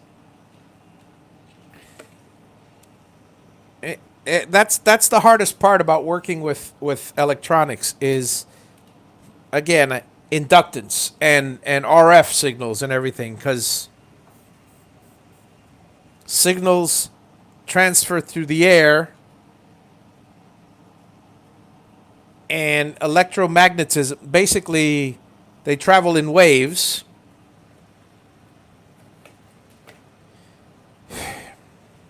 In the form of electromagnetism, radio frequency waves, and just as they get transmitted as electrical waves, depending on the configuration of the antenna, they will be received as electrical waves, and the antenna itself, just as a transmitter, is basically pouring power or wattage into an antenna and creating waves. An antenna likewise receives them and converts it into power, although far less, but still. It depends on the windings and all that. Think of a transformer. It's kind of the same thing. If you know how a transformer works, or if you've ever done the electromagnet in school, where you wrap a wire around a bolt and then you pick up some paper clips with it. You know, with a 6-volt battery, you pick up some paper clips. Well, here's what happens. The electrical signal, because of the coil, is being converted to electromagnetism, EM, and then here's what happens. Let's say you were to, let's say you use a screwdriver instead of a bolt, and you wrap a coil around it, and you put it to 6 volts. Now you wrap another coil around the other end of the screwdriver, and attach it to a meter. Guess what?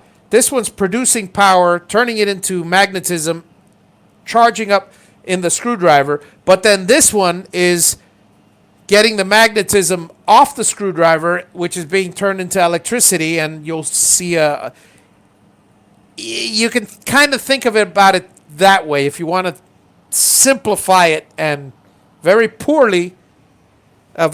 example, but it's kind of what's the theory of why an unshielded cable should not be shielded, because then it's just an antenna.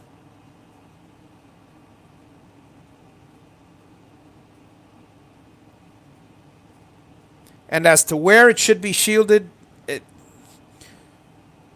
well, that has more to do with power distribution than anything else, but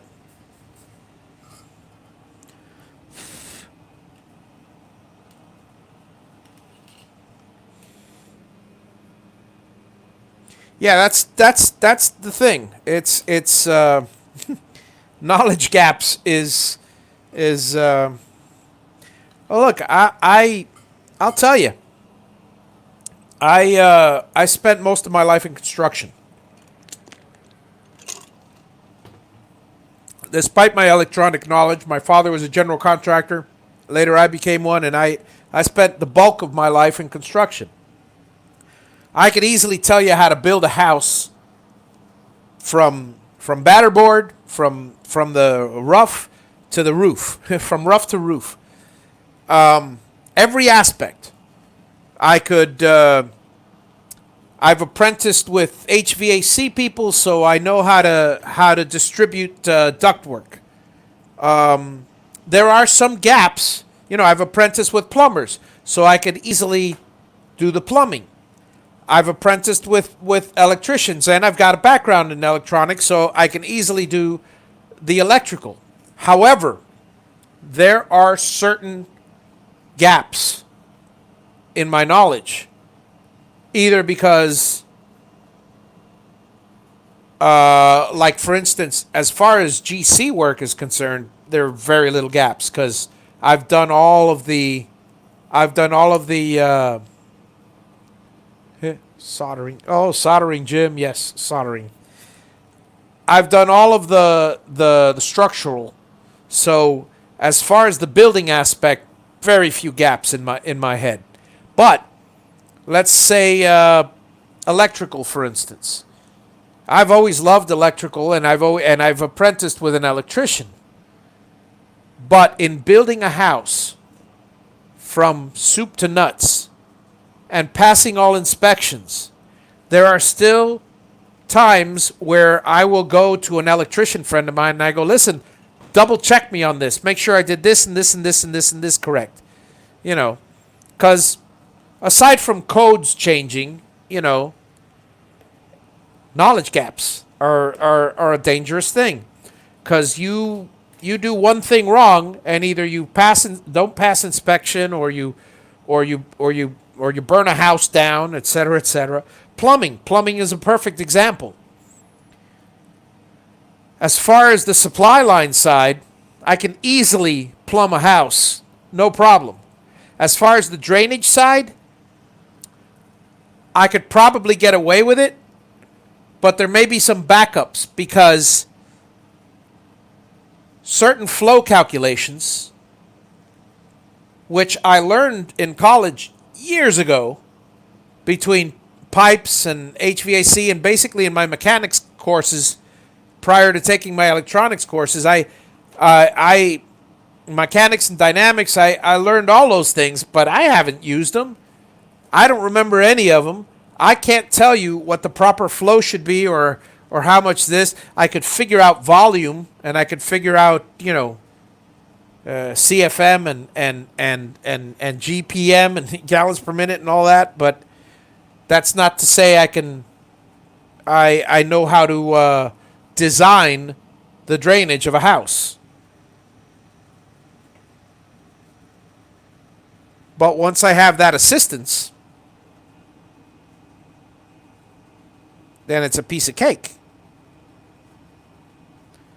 Because I can easily follow a plan.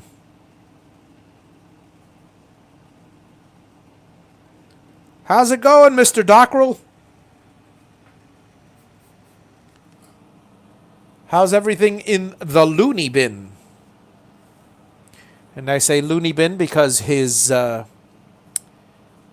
logo is a loon.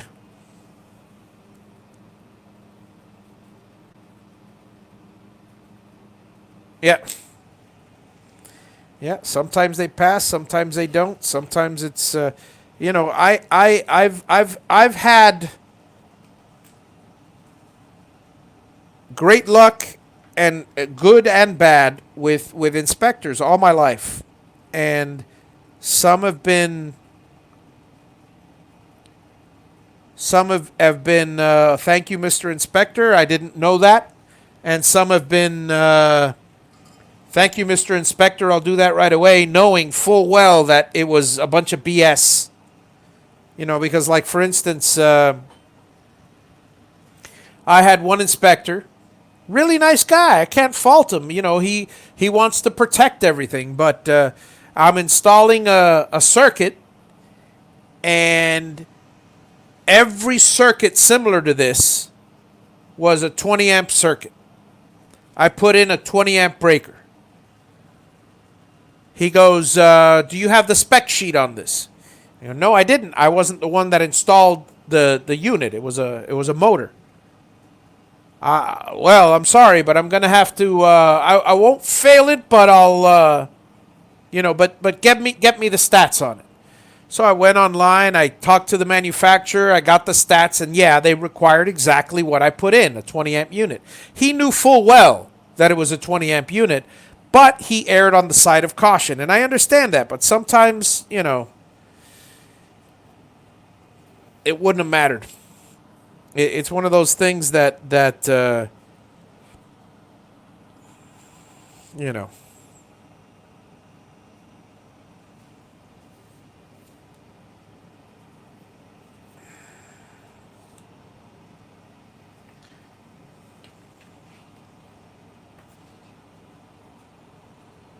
gaps are a dangerous thing. Yeah, people. I mean, it's funny you say that, gaps, because I mean, I'm going through.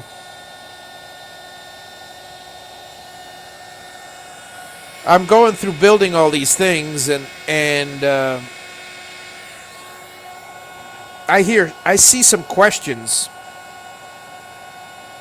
on different CNC websites pertaining to the electrical part of it. Some of them are pretty smart questions. Some of them are pretty dumb questions.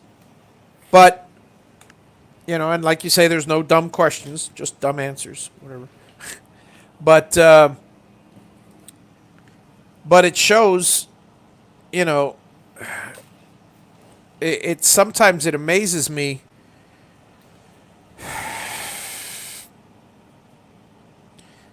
The gaps are in the darndest places. They'll know about this, and this, what seems like common sense, is like they have no clue. Some things.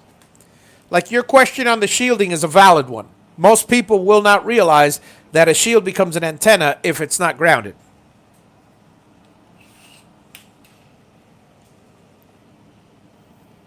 And there's a lot, matching there's a lot to this, that there's a lot to the box. For instance, matching the drivers with the motors, the amperage, choosing the right amperage, choosing the right power supply, choosing the right controller, the difference between motion controllers, all these little things. In the grand scheme of things, it really doesn't matter because you slap it together. If something goes wrong, you'll kind of can figure out and troubleshoot what part goes wrong and replace it. And the mismatches really don't matter. Oh, hang on a second. Excuse me, folks.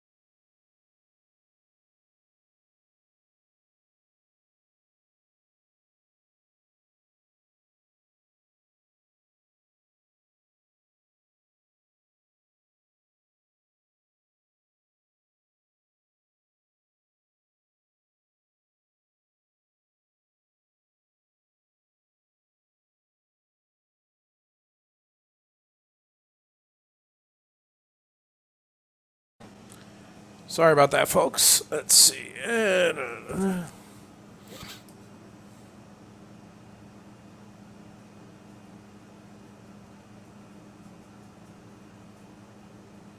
Yeah. Yeah, definitely. Don't take instructions from some random YouTube guy. There's a lot of that going around.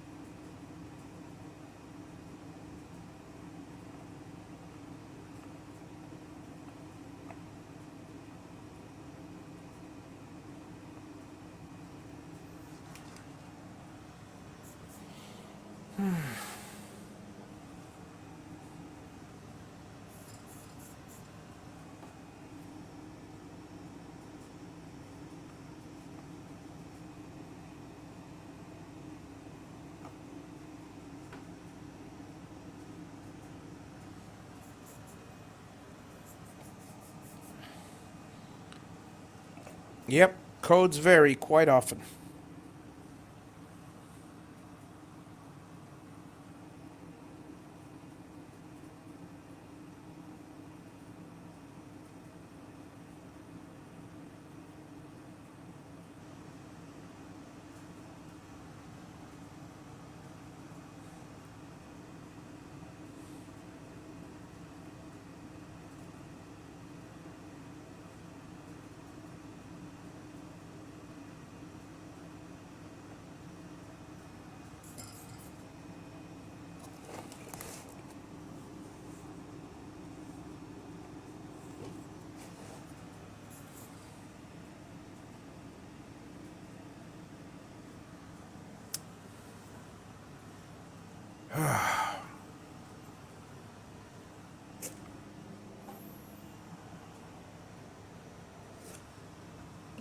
There is.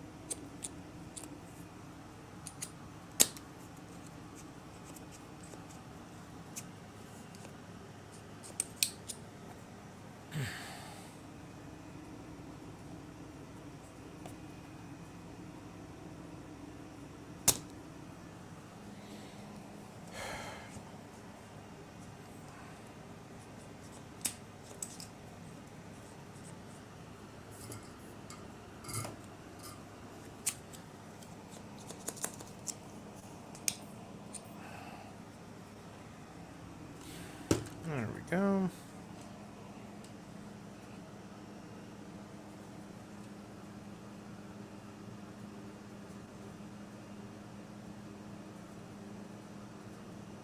Ha! April Wilkerson School for what?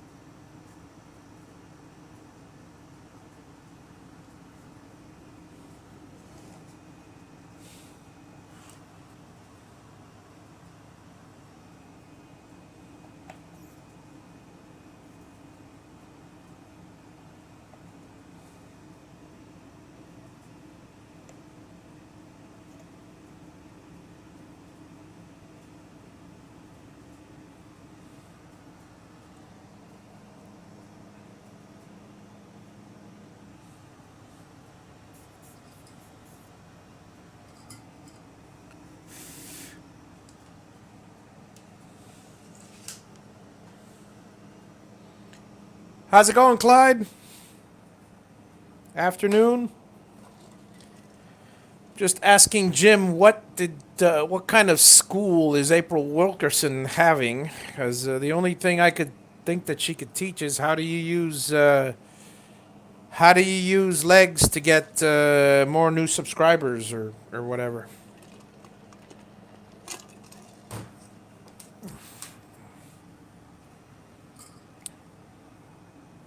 Man, I was a huge fan in the beginning, and I've said this to people before. The second she used a bicycle hook as a J hook,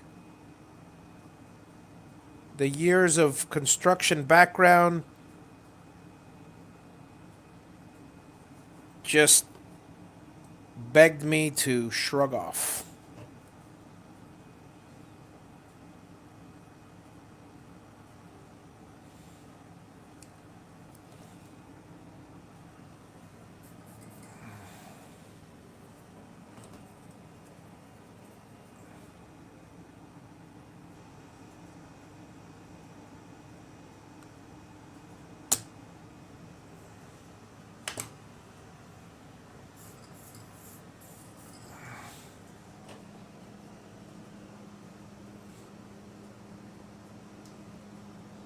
Heh. How to marry a rich dude and get everything you want. I don't think I want that. Call me crazy, but the last thing I want to do is marry a rich dude.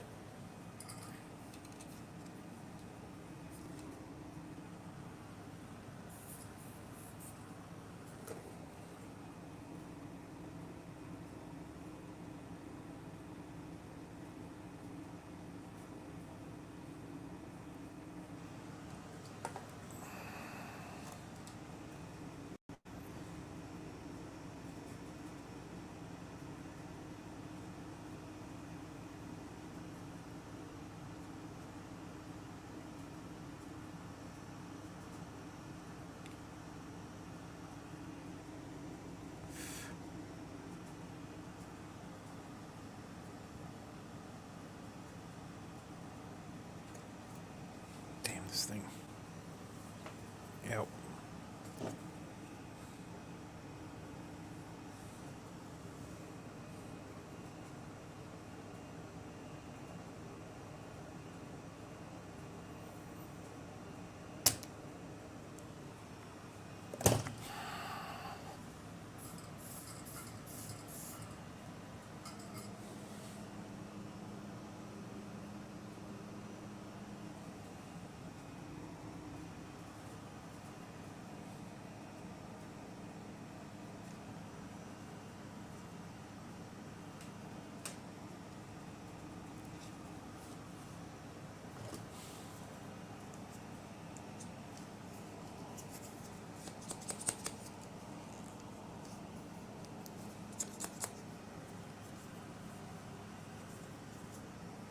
Come on, close already. There you are. How to make money at branding. Pass.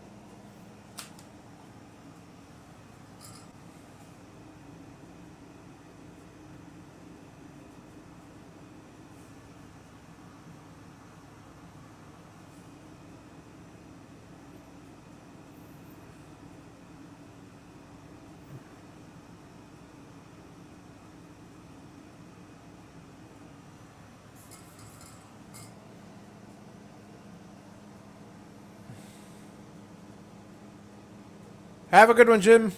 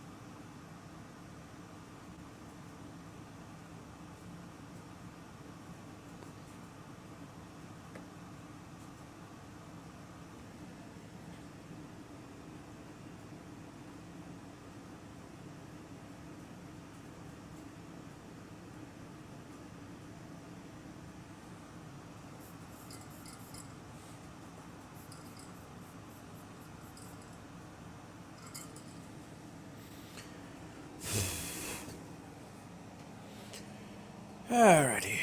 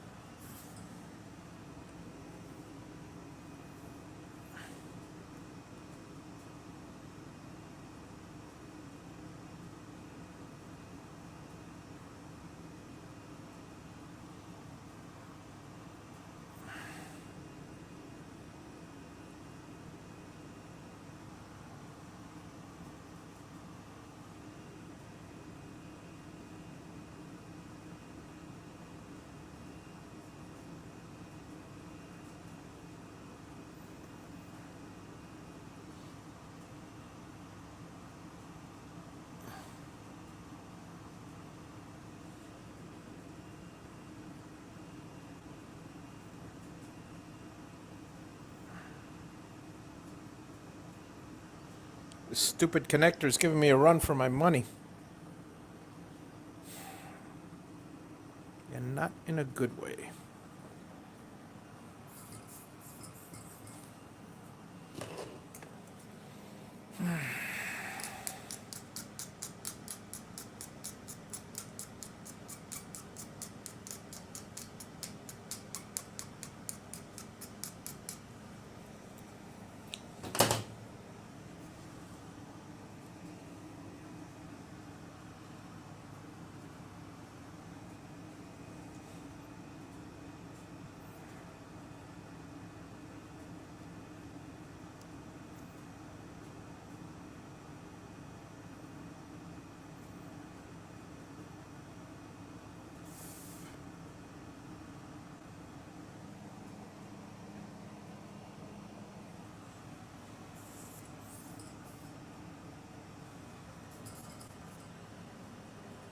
Good.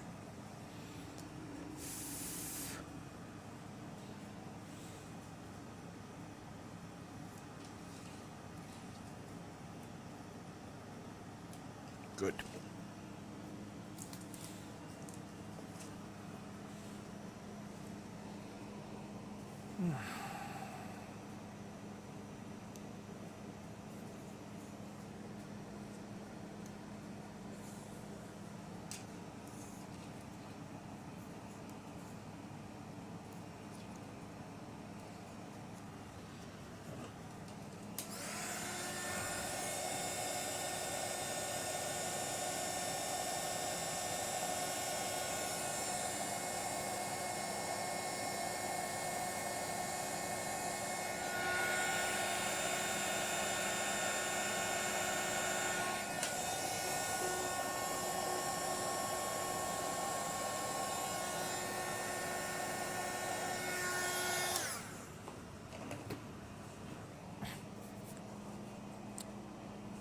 Okay, let me...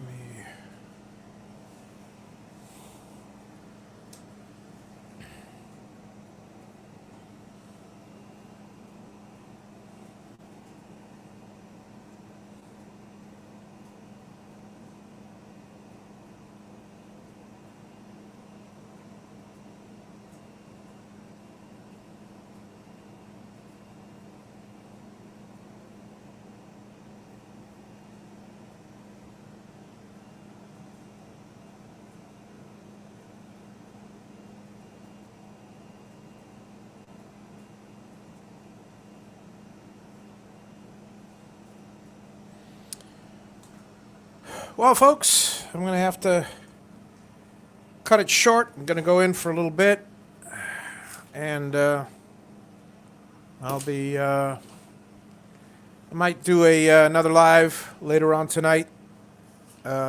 Late night, possibly, maybe not. Probably not. So I will bid you all a good night, and hope you enjoyed this soldering with Javi. Thanks for the chat. Thanks for the company. Good night, everyone. Have a wonderful day.